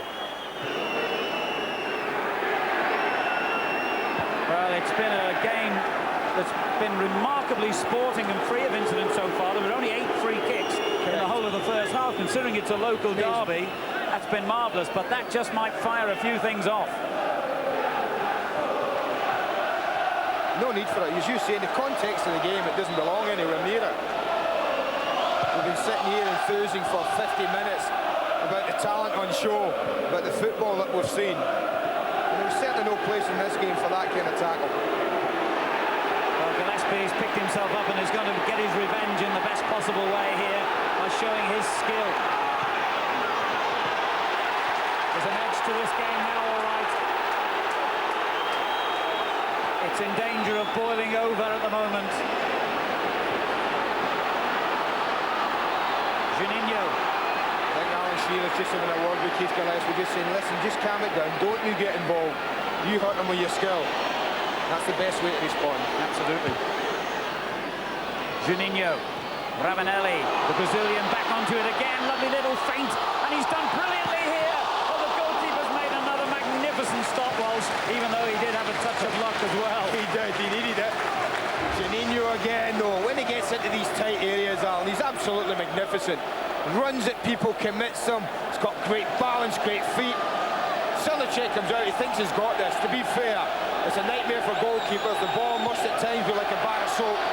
And this shows because it takes him 2 attempts to get hold of it. Well, he's had some highly publicised mistakes this season, Silicek, notably against Metz in the UEFA Cup recently. But he's played most of the matches, and he's also made some vital contributions as he did then. It's the one position where if you make a mistake, there's normally no one to rescue you. Now, something's been said, I guess, here, because I've just seen the linesman whistle, or rather flag, for the referee to come over to him. And I noticed Morris was on that side. I don't know whether it's something that was said. Well, he's going to someone. Yeah, he's going to Keith Gillespie, I think, Alan. Now, I don't know if this is for what happened down at the corner flag a couple of minutes ago. Remember, there was an incident, and the linesman was flagging furiously, and the referee waved play on. Now, the game hasn't stopped since then. Here, this is the incident, I think, down in the corner flag I talked about. Tugging away at his shirt. Now and then, I think something... He has a kick at him there. There's the flag goes up, but the referee allowed play to go on, and it did go on for quite a long time. Juninho, meantime, gets another impressive strike on target. Now then, Newcastle taking a few risks there. Batty playing it across the face of his own penalty box, but he's got away with it. Asprilla. On it goes towards Shearer. Too deep, though.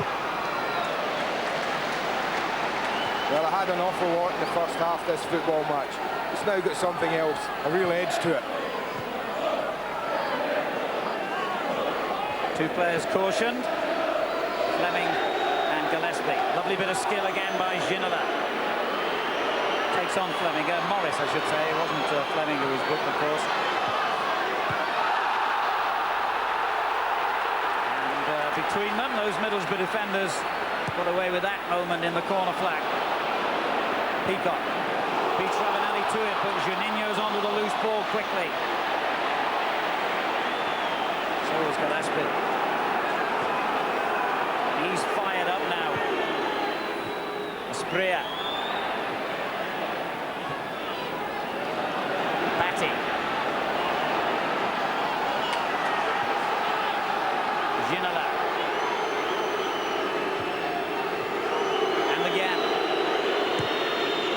back cross, especially with Shearer in the middle.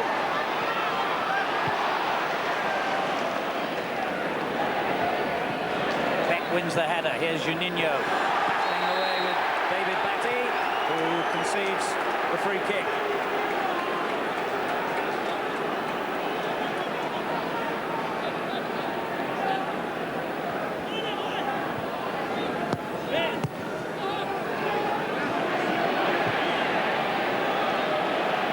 Middlesbrough start to build from the back. Fleming.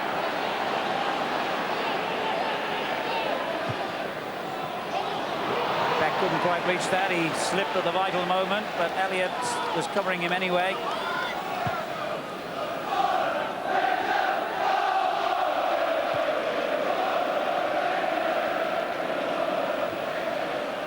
Peacock. Shearer tried to let it run on to Asprilla. Now it reaches the Colombian. And Shearer is well placed in the centre. Again, Asprilla chooses to go wide.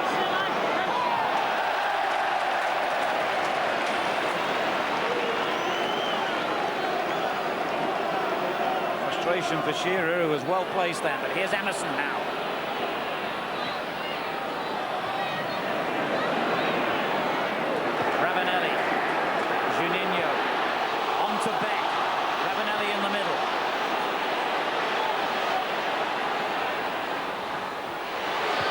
Ignat tries the chip, and it wasn't a bad effort. It was so good that it struck the crossbar. What a fine effort that was by Craig Ignat. Well, if that had one of the foreigners, would be gloating about it, any of us. But it was a great piece of skill from Craig Ignat. I think he had beaten the goalkeeper. Middlesbrough so close to regaining their lead, and that's got the fans going again here. Not that it's ever been quiet tonight.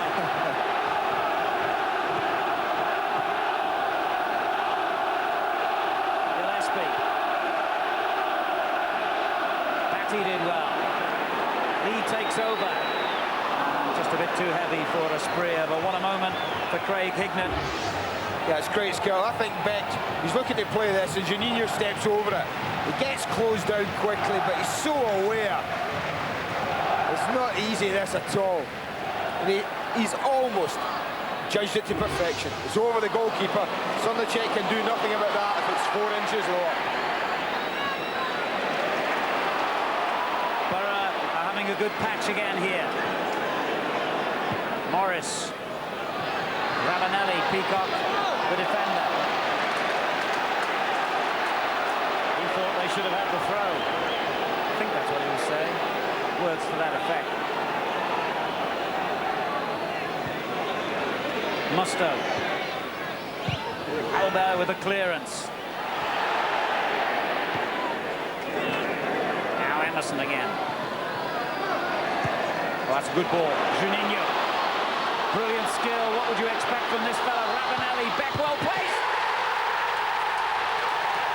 That is a magnificent footballing goal. They're flying high now. And it was that little bit of overseas magic that brought Middlesbrough their goal. Made in Brazil.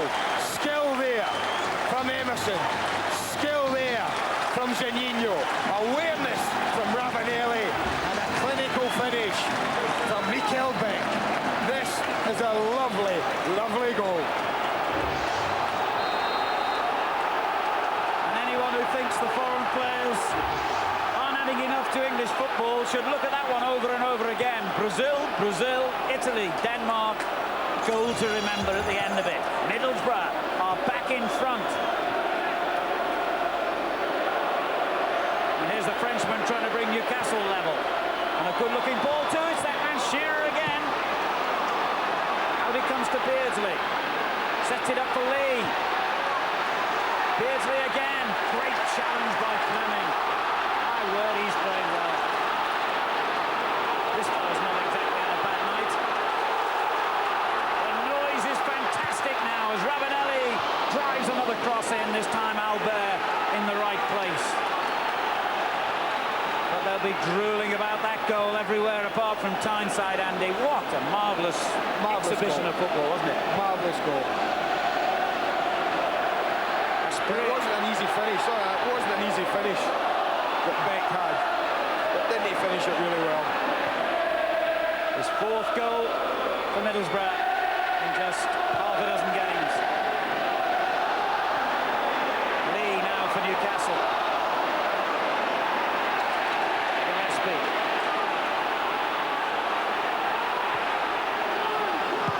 Emerson it is, back at the heart of his defence. Dow just take the sting out of the game as he's doing. Just keep hold of the football.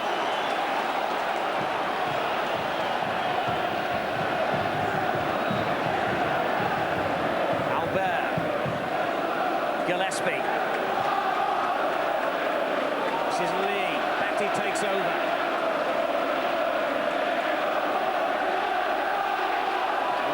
Listen to that noise. I don't know what it's like at home, Alan, but it's absolutely deafening here at the Riverside.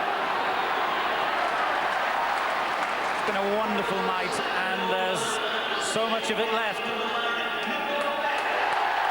big cheer as the public address announcer reads out the name of the goal scorer, Mikael Beck. But it's Beardsley trying to produce a little less enthusiasm from the PA and the crowd. Off target this time, but what a fine, fine goal this was. Yeah, we make no apologies for showing this again. It was great skill from Emerson that started it, but watch the way he attracts people in, Juninho, and then he's past him in a flash. And then that wonderful ball in. Beck's in front of Elliott. That's the important part of that goal there. He got himself in front of the marker and was able to squeeze it in near post. Made his debut, in fact, for Middlesbrough in this competition and got a goal against Hereford. Scored 2 in the next round against Huddersfield, so he's kept up his record of a goal in every round. Here's Hignett, who also almost had a goal to celebrate himself before that. Now he's got a corner. Well, they're cheering corners as loudly as they've cheered the goal.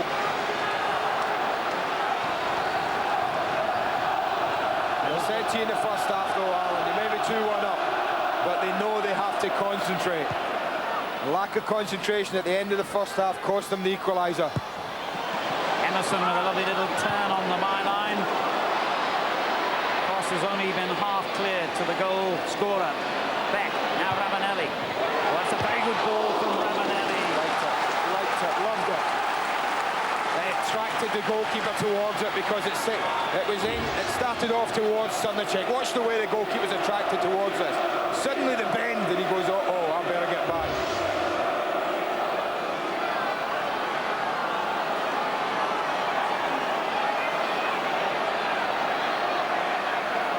Juninho drives the corner into the near post. Srnicek somehow scrambled it away. With a little help from his friends. And in fact, the linesman on that far side has given Newcastle the throw.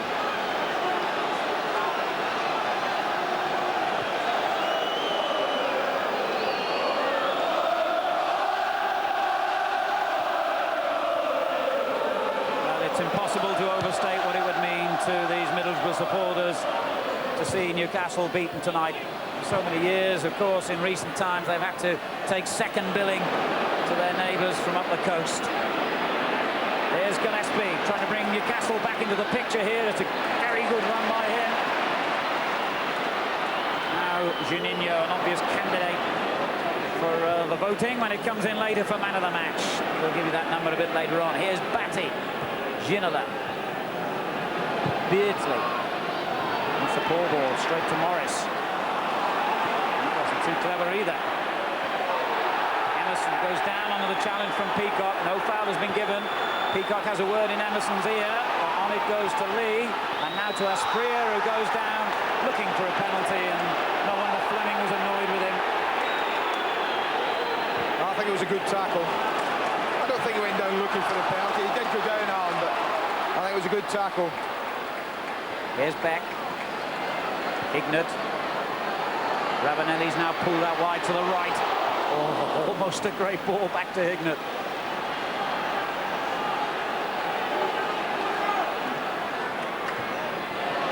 Alan Shearer. Vickers trying to claim he won the ball. Referee's given the free kick. Peter Beardsley.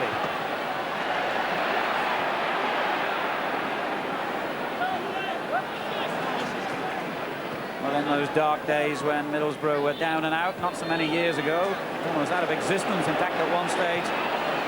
Ravanelli offside here. It would have taken some fertile imagination to dream they'd have nights like this. You've enjoyed watching him play tonight, haven't you? It's just as well you're not a manager. You would be buying him after this. But you can see what a good time tackle that was from Curtis Fleming. He got done there, though, by Ginola. No good came of the cross. Yeah, but he did enough. He may have been beaten earlier, but he stuck to the task. He's annoyed with himself for getting a bit too close. That's what he did, and Ginola turned him. But look at the determination on his face. And that was enough. That little touch was enough to just make the cross easy for Gary Walsh to collect. Just signed a new contract, in fact, Fleming. It's going to keep him here another 5 years. Ryan Robson first to realise that the great overseas players, he has need the base of some good British stock. And Fleming has certainly provided that, the Republic of Ireland international.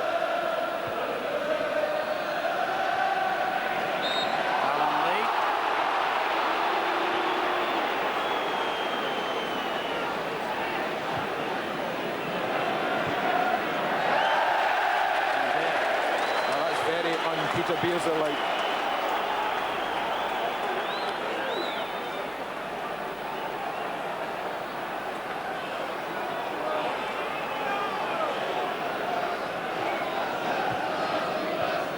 Robbie Mustoe beaten to it this time. Peacock finds Albert. Elliott the outlet on the left. He goes for the long ball for Shearer.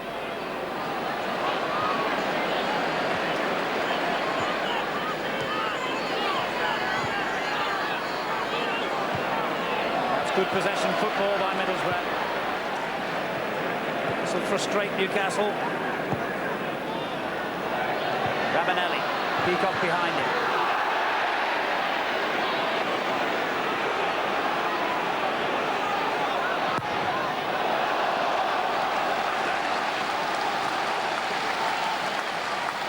Well, he hasn't really had much of an opportunity in front of goal tonight, Ravanelli, but his general contribution has been everything that Ryan Robson would have hoped for, I'm sure. Just asking one or two people to warm up. I think it's full stamp, is it? It's been told to go and have a little run. Ryan Robson, incidentally, never won the League Cup as a player. The only domestic trophy he didn't win in his 13 years at Manchester United. Here's Gillespie with the cross. Beardsley volleys it first time out to Ginola.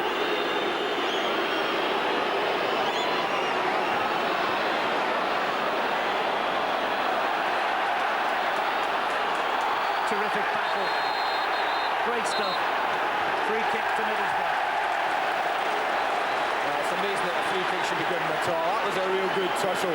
Two players totally committed to trying to get a result for the side. It's 6 of one, half a dozen of the other.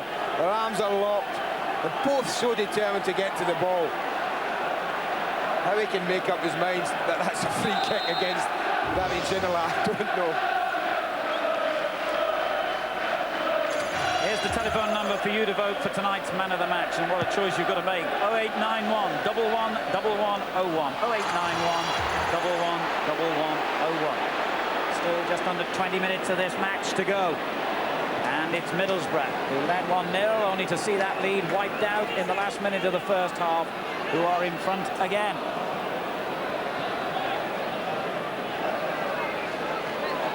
It's 5 years since Middlesbrough last managed to beat a team from the top division in this competition. And what pleasure it would give them if they were to end that run against Newcastle of all sides. It's been a good competition for them, though, in recent months, hasn't it? I think since mid-September they haven't had a Premiership winner, and only 3 wins since then, and all in this competition. That's right. Callum Morris, Shearer. The level of commitment from all the players. Well, you're not surprised, are you, though, Alan? I mean, the commitment for Alan Shearer is unquestioned. Not giving it up. Middlesbrough are about to make a change, as Andy suggested, but they'll have to wait here as they go forward again with Juninho on another of those marvellous runs. Yeah, it might do. I think it's Craig Hignett, the one they've targeted to come off. He's put an awful lot into the game as well. There's Asprilla, meantime. Ambitious effort. And the ball hasn't gone out of play, so they can't make that change yet. Stamp, the player waiting to come on as Vickers lashes it clear. Elliott doing well. And now it breaks to Beck. Good work by Batty to deny him. Albert, Beardsley. Albert's gone for the first time in the match. That's right. Oh, brilliant skill from Asprilla. Shearer wide on the right. Well, it needed a better cross. Control. That is absolutely stuck from Darren Peacock. And here's Beardsley. Now Ginola. That's a corner. Albert, in fact, is up there at that left, inside left position. And they're going to make the change now, Middlesbrough.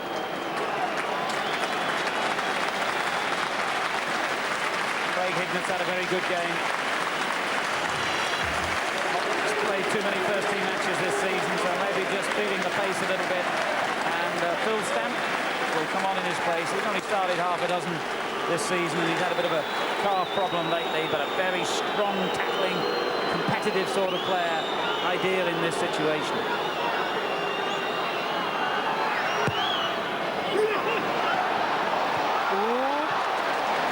A bit of luck he needed then. He had the luck that no one was around. Didn't quite collect it under pressure from Peacock. And anyone who was within 2 or 3 yards of the goalkeeper would have just been tapping that out.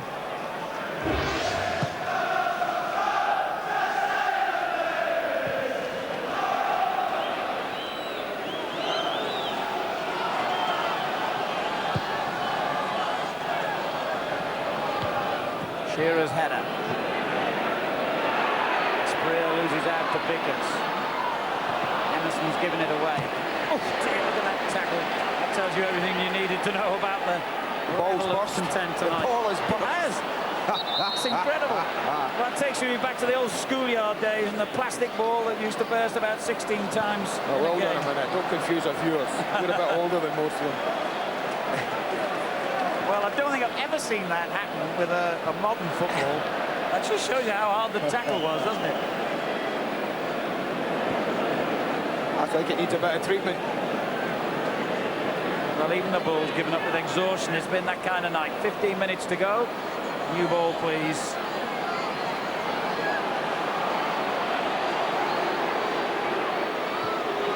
Wait a minute, I thought it was a bounce-up. He took that in the volley, Emerson. I'm sure he did. They don't call it bounce-up anymore. It's the posh phrase is drop ball, isn't it? It certainly didn't drop. Foul by Emerson. Well, you get the feeling that we haven't seen all the drama in this night by any means. Well, it's set now for Newcastle to press. Gillespie in possession, turns it back for Lee. That's a good ball, but there's about 3 players offside. Well, they certainly stepped out en masse, Middlesbrough, as they tucked it back to Robert Lee. You watch this as it goes back to Lee. There they go. That's the signal. Oh, I tell you, look at the near side here. Is it Chris Morris? Yes. He might just have played him on, but the moment Peacock made contact, the linesman's flag went up.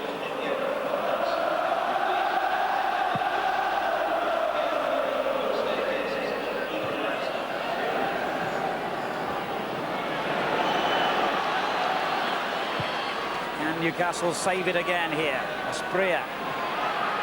Shearer. Stamp gets his first touch. Here's Fleming. Ravanelli finds Juninho. Emerson.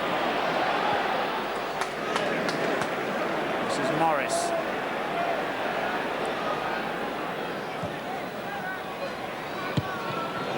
Peacock's clearance is a good one. It's found Asprilla. Only Shearer ahead of him in the black and white shirt at the moment. But maybe that won't matter as he sets off alone and then runs straight into Fleming. Well, it took rather a long time, Gary Walsh. Almost got himself into trouble.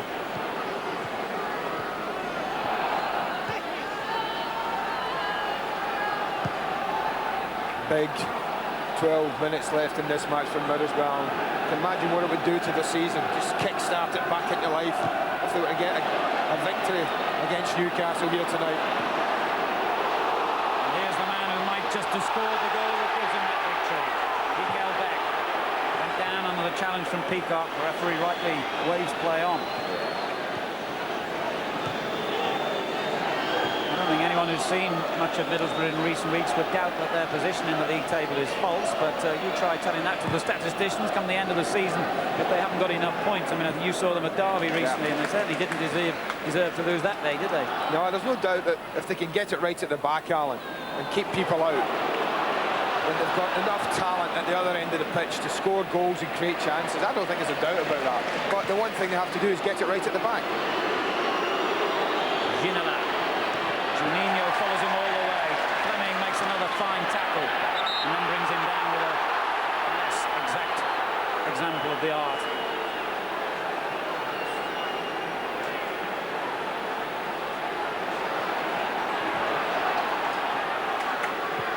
Ginola. Here's Gillespie. Fires one in towards Shearer again. Morris's hurried clearance has dropped straight to Robert Lee.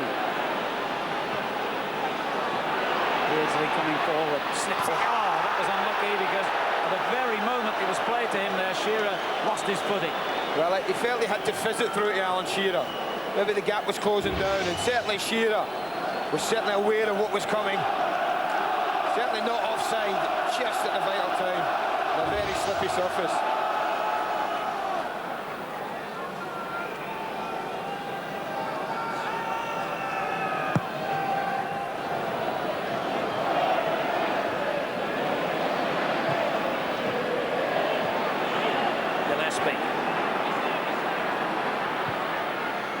Asprilla just played it the wrong side of Shearer, enabling Vickers to make the interception and find Ravanelli with an excellent ball clear. What about that bit of skill from Ravanelli? Unlucky. To be fair to Elliott, he read the intention very well. Now Albert coming forward again. Asprilla, Albert dispossessed by Vickers. 10 minutes to go at the Riverside Stadium. Middlesbrough lead 2-1. They have a free kick which they're going to have to come back and take. Ravanelli volleyed the ball straight out to Juninho, and it's gone back to the Brazilian anyway. Slides it into Beck. That could easily have been the clincher. Well, it probably would have been the clincher. Great ball from Juninho again. And how unlucky was he? Followed his pass and almost picked up the rebound from the goalkeeper. Ginola with a lot of space to attack Fleming here. And that's the start's been brought on for I feel.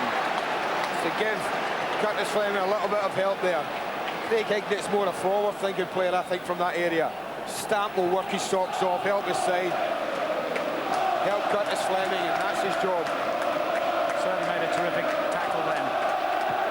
That's wonderful, isn't it? Great entertainment tonight. 31 attempts at goal, amazing. And quite a few of them on target as well. Elliott's lost his boot as Shearer wins a header at the other end. Asprilla going in with determination. Emerson equally determined to win it back. Now then, the referee's going to have to reach for a card here. Bit of frustration there, I think, from Asprilla. It'll be a yellow card. I'll be absolutely amazed if it's anything other than that.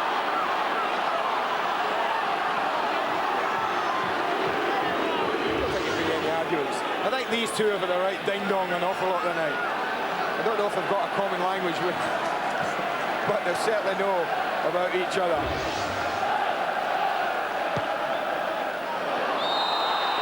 Newcastle are about to make a double substitution as Middlesbrough are complaining about an offside decision.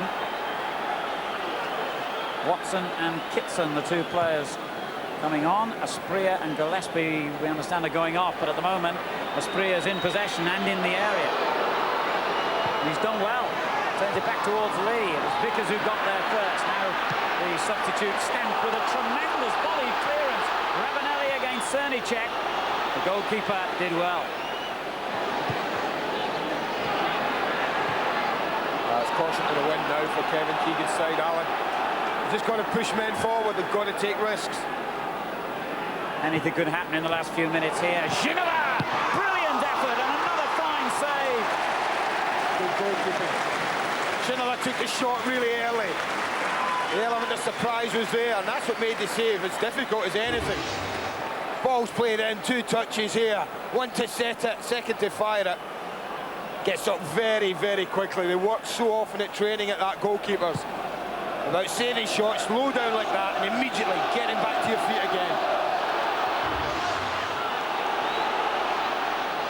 Well, there's been so much going on in this match that the managers have found it difficult to make the substitutions, and Watson and Kitson are still waiting on the touchline. There's been no break in the play. Gillespie. Lee. That's a useful ball. Headed away by Vickers. Fleming has done brilliantly again. And finds Juninho. That's good work, though, by Newcastle to come and win it back. Beardsley working hard. This is Gillespie. Ginola. Ginola again. Sets it up for Batty. Albert's just behind him. Beardsley. Vickers gets it away. Juninho did really well then, but still Newcastle battle for possession. It's excellent play by Peter Beardsley. But he's given it away.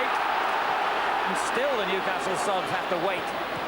That's quite incredible. The tempo that this game's got, and there hasn't been a break in it. Stamp for Middlesbrough. Ravanelli out on the right. Beck well placed in the centre. He's gone for goal himself. Goal kick, and that will mean that the subs can finally join the action. Well, they must have been standing there for 2 or 3 minutes at least, trying to get them on.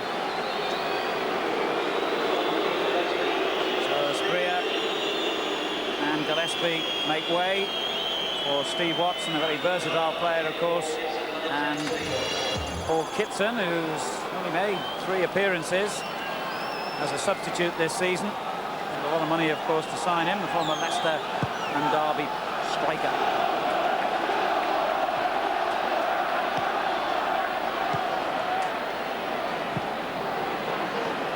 Five minutes to go. Middlesbrough lead 2-1. Place in the quarterfinals beckons for them, but never ever right off Newcastle. They proved it in the first half. It's that close, they can taste the victory, and the players know it's very, very near. And that's a dangerous time. Got to keep possession now, Middlesbrough. And Emerson has done that superbly well. Don't you just hate the way he panics when he's put under pressure, Emerson? Nice touch there from Beck. This is Musto. Juninho. Well, he felt he should have had a free kick then. The player's gone on. This is Batty. Peter Beardsley. Now Ginola. It's a very good ball. Final substitute, Watson. Ginola.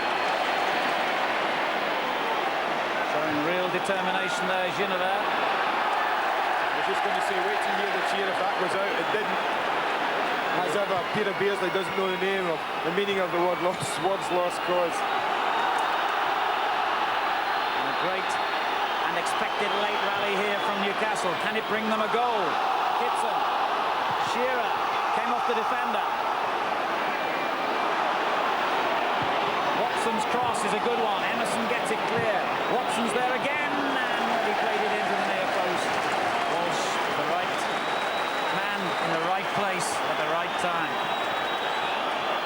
Let's remind you of the telephone number for your vote for man of the match. 0891 111101. 0891 1101.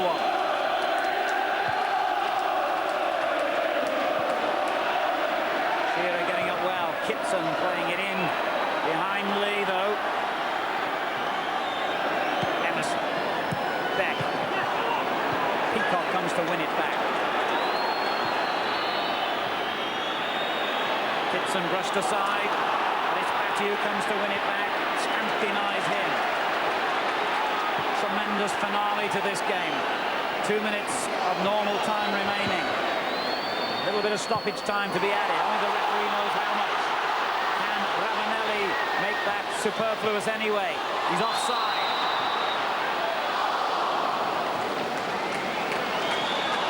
Well, as long as it's up there, they'll be half happy. Well, you have to say it's been a marvellous night for football. There has to be a loser, or maybe not. Perhaps they'll still be going back to St James's for a replay, but if there has to be a loser, it's certainly not the entertainment value in this game. It's been absorbing from the first minute.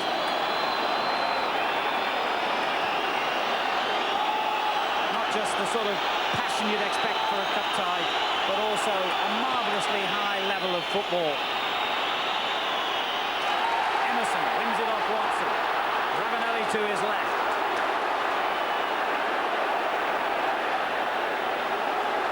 Space opens up for Ravanelli. Beck. And still Beck.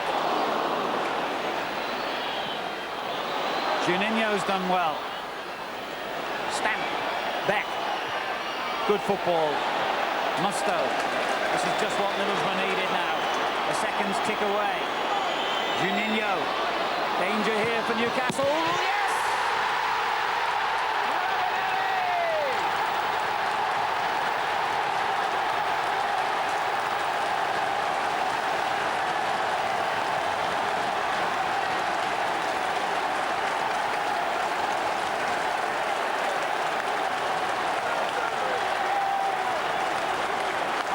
Saying, but I agree with every word. Ravanelli may have scored at Allen, but once again, a huge thanks to the little Brazilian. How on earth he digs a cross out from here? It looks like he's going nowhere. Ravanelli again did what Beck does. He gets in front of his marker, and then he just needs to get anything on it. Knee, shin, chest, body, anything. I think it's eventually his knee. It doesn't matter, but that has clinched the match for Middlesbrough. It's his 16th goal in 17 games, and 14 of them have been scored in this stadium.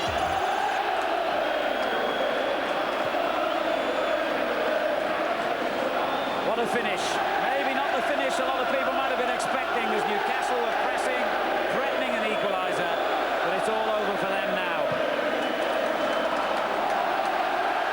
Juninho goes forward again and goes past defenders. He deserves a goal more than anyone, but Ravanelli will get another, will he? No! Well, the other corner was the target, I feel sure, with a left foot to set it out away from the goalkeeper.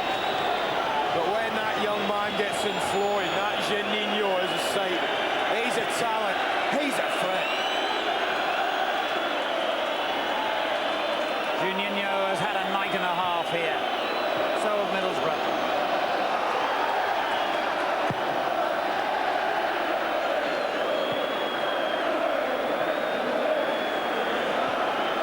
Getting on for 2 minutes of stoppage time now. If you think the noise was loud, just wait till Stephen Lodge puts that whistle in his mouth and blows it for the last time. Well, last season Newcastle knocked out the then holders of the Cup, Liverpool, in this round. This season, it's their northeast rivals who are going to make the big headlines. After all those Premiership matches without a victory, it's the Coca-Cola Cup that again provides their inspiration. Still not finished here as Lee comes forward looking for a consolation. Shearer can't get a shot in. Batty does. It comes out to Ginola. Emerson, lovely skill and strength by him. Beck, Newcastle pouring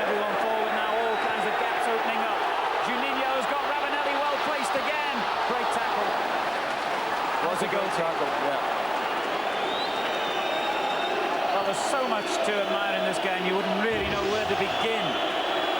I would just start at the beginning and watch it again.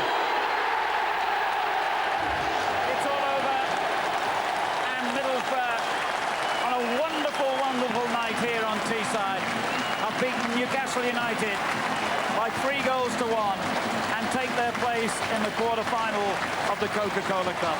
They are the bare statistics. Underneath that was a night of passion and pride, of fantastic quality football.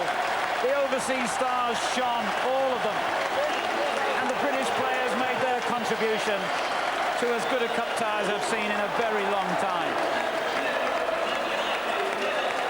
The scenes of celebration all around the Riverside, what you'd expect from a side that have gone so long without success in the league. But this will go some way to making up for it. Well, there's no doubt the British players, Alan, gave Middlesbrough the base for their success. The defenders, the goalkeeper, the players in midfield like Hignett and Musto and Stamp.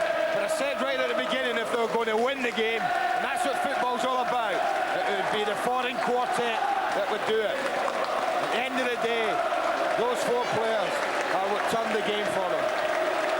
And one of the night's biggest heroes, perhaps the biggest of all, Juninho, limps his way off the field from that final tackle inside the penalty area. There's just one of the quality goals that we saw tonight, the key one. That was what gave Middlesbrough their lead again. Juninho inevitably involved in the third, scored almost as inevitably by Ravanelli. What a night, what a football match, what a triumph for Brian Robson and Middlesbrough.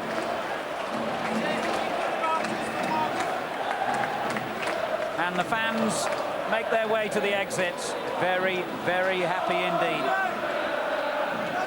They put their local rivals to the sword. They've produced some marvellous flowing football. And they've gone through to the last 8 of a competition in which they've never reached the final. And of course, they've kept alive that marvellous record. Just 1 defeat now in 21 home ties in this competition. Look how much it means. A marvellous night for football in particular, and certainly for Middlesbrough here at the Riverside. The final score, Middlesbrough 3, Newcastle 1, one to remember. You can say that again, Alan. What a night for Middlesbrough, as you say, in particular. Man of the match number. The lines are open, 0891 111101, 0891 111101. When we come back, all the scores. It's been quite a night as well, and we'll hear from Vinnie Jones and Les Ferdinand.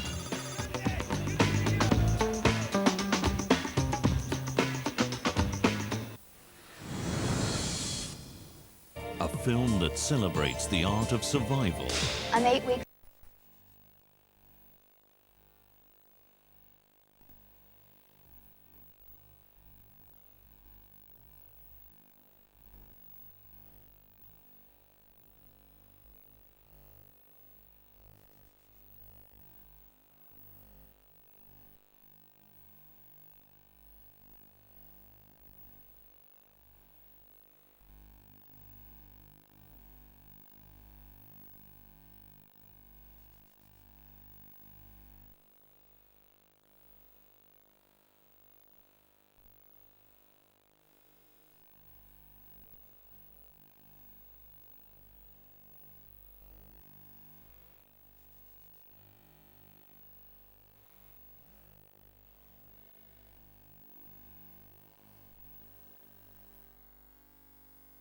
Sky Sports 2, it's the Super Track Championship Finals, Greyhound Racing's Cup Final. And on Saturday, Nicky Piper defends his Commonwealth Light Heavyweight title against Hackney's Bruce Scott. That's Saturday, 8:30 on Sky Sports 1. This evening, a rare old tussle at the Riverside between Middlesbrough and Newcastle United. Look at the attempts, 19 each. Middlesbrough on target with 10. They scored with 3 of them. They've won it by 3 goals to 1. 3 bookings at the end of the day, Gillespie and a Asprey from Newcastle, Morris from Middlesbrough. First half, you really couldn't separate them. Newcastle over the 90 minutes had more of the possession. Second half action areas, Again, Newcastle had the better of it, only just, but they have been beaten by 3-1. Man of the match, Emerson, who made his comeback from Middlesbrough tonight, got 9% of the vote. Fleming, 18%. Janino must have won it. He has 47%. The others between them, 26%. Let's go to the Riverside and join George Gavin. With me, Junino and Derek White. Derek, we've heard all about Middlesbrough's problems this season. Is that the best moment you've had on the field? I think so. Obviously, knocked Newcastle out, who are one of the form teams and favourites for the Championship. But over the last 4 or 5 weeks, we've got a lot of flack in the papers and stuff, undeservedly, we think. And we've proved a lot of people wrong. We had a good side over the last 4 or 5 games. Even the Derby game, it was on Sky, said we can play well. And tonight was fantastic. Junino, is that a good example of how British and foreign players can combine to play well? That's good, no? How Derek said, the Middlesbrough a few weeks back to play well, and always against Newcastle is a hard game, but Middlesbrough tonight I think they did well, tackled the ball, and when kept the ball, it's good movement, good pass the ball. That was a British style of game, wasn't it? Did you enjoy playing that? I enjoy it. It's a good game, a quick game. Too much chance for score goals. It's a good game. Derek, quarter-finals now. Are you going to sniff of Wembley? Yeah, we'll not get carried away with the result. Obviously, it's a fantastic result for us, but we'll keep our feet on the ground. And but it's nice to be in the heart for the next round. You don't get many goals, do you? No, 2 years ago I think was the last one. Feels a bit 10 to be honest, but it was an important one. I was delighted with it, obviously. And Junino, is it important now that you carry on this performance into your league? Yeah, Middlesbrough now need to play better in the league. Need to win some points for no stay too long than the first classifications. And are you paying Brian Robson back a bit, Derek, for all the problems he's been through?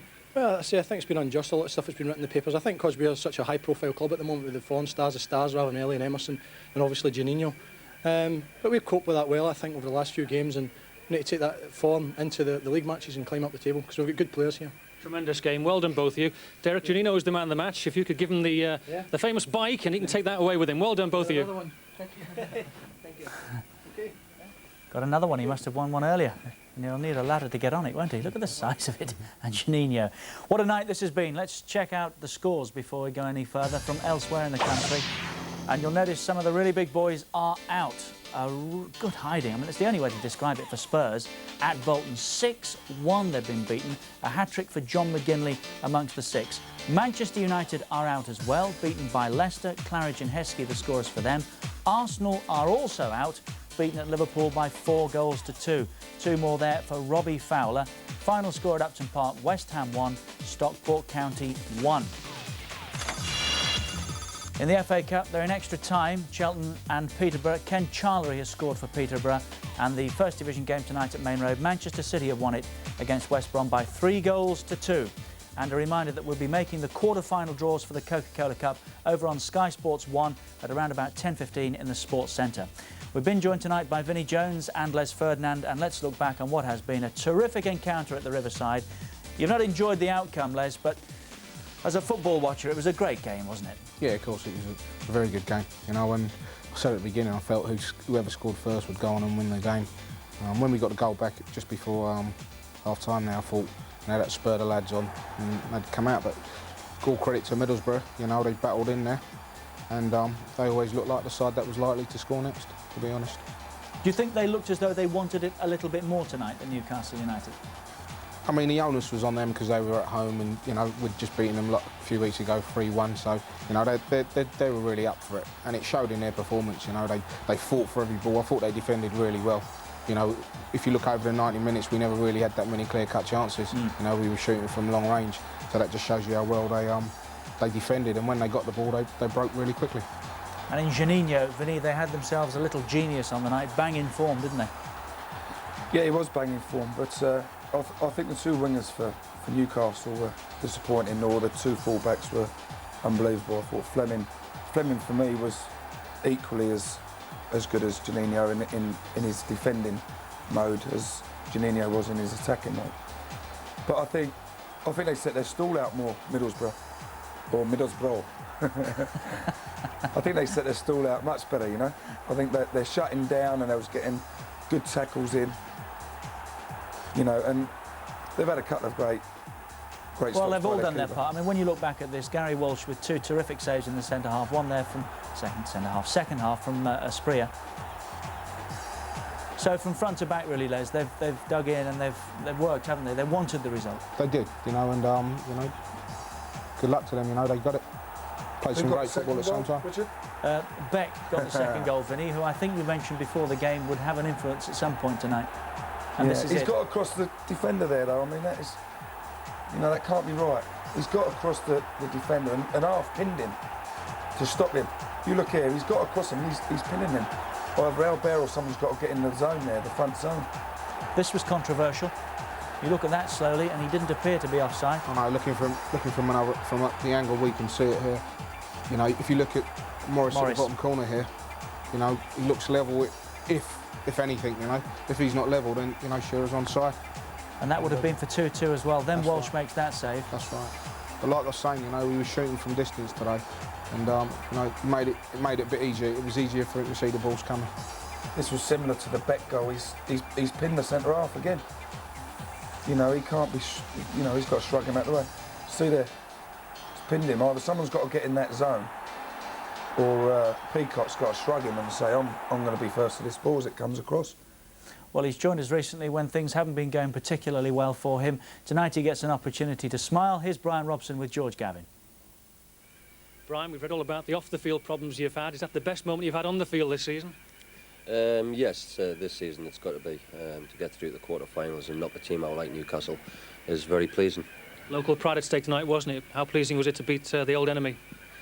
It is. I mean, I supported them as a boy anyway, so, you know, my sort of hatred towards Newcastle isn't as much as what other people would be.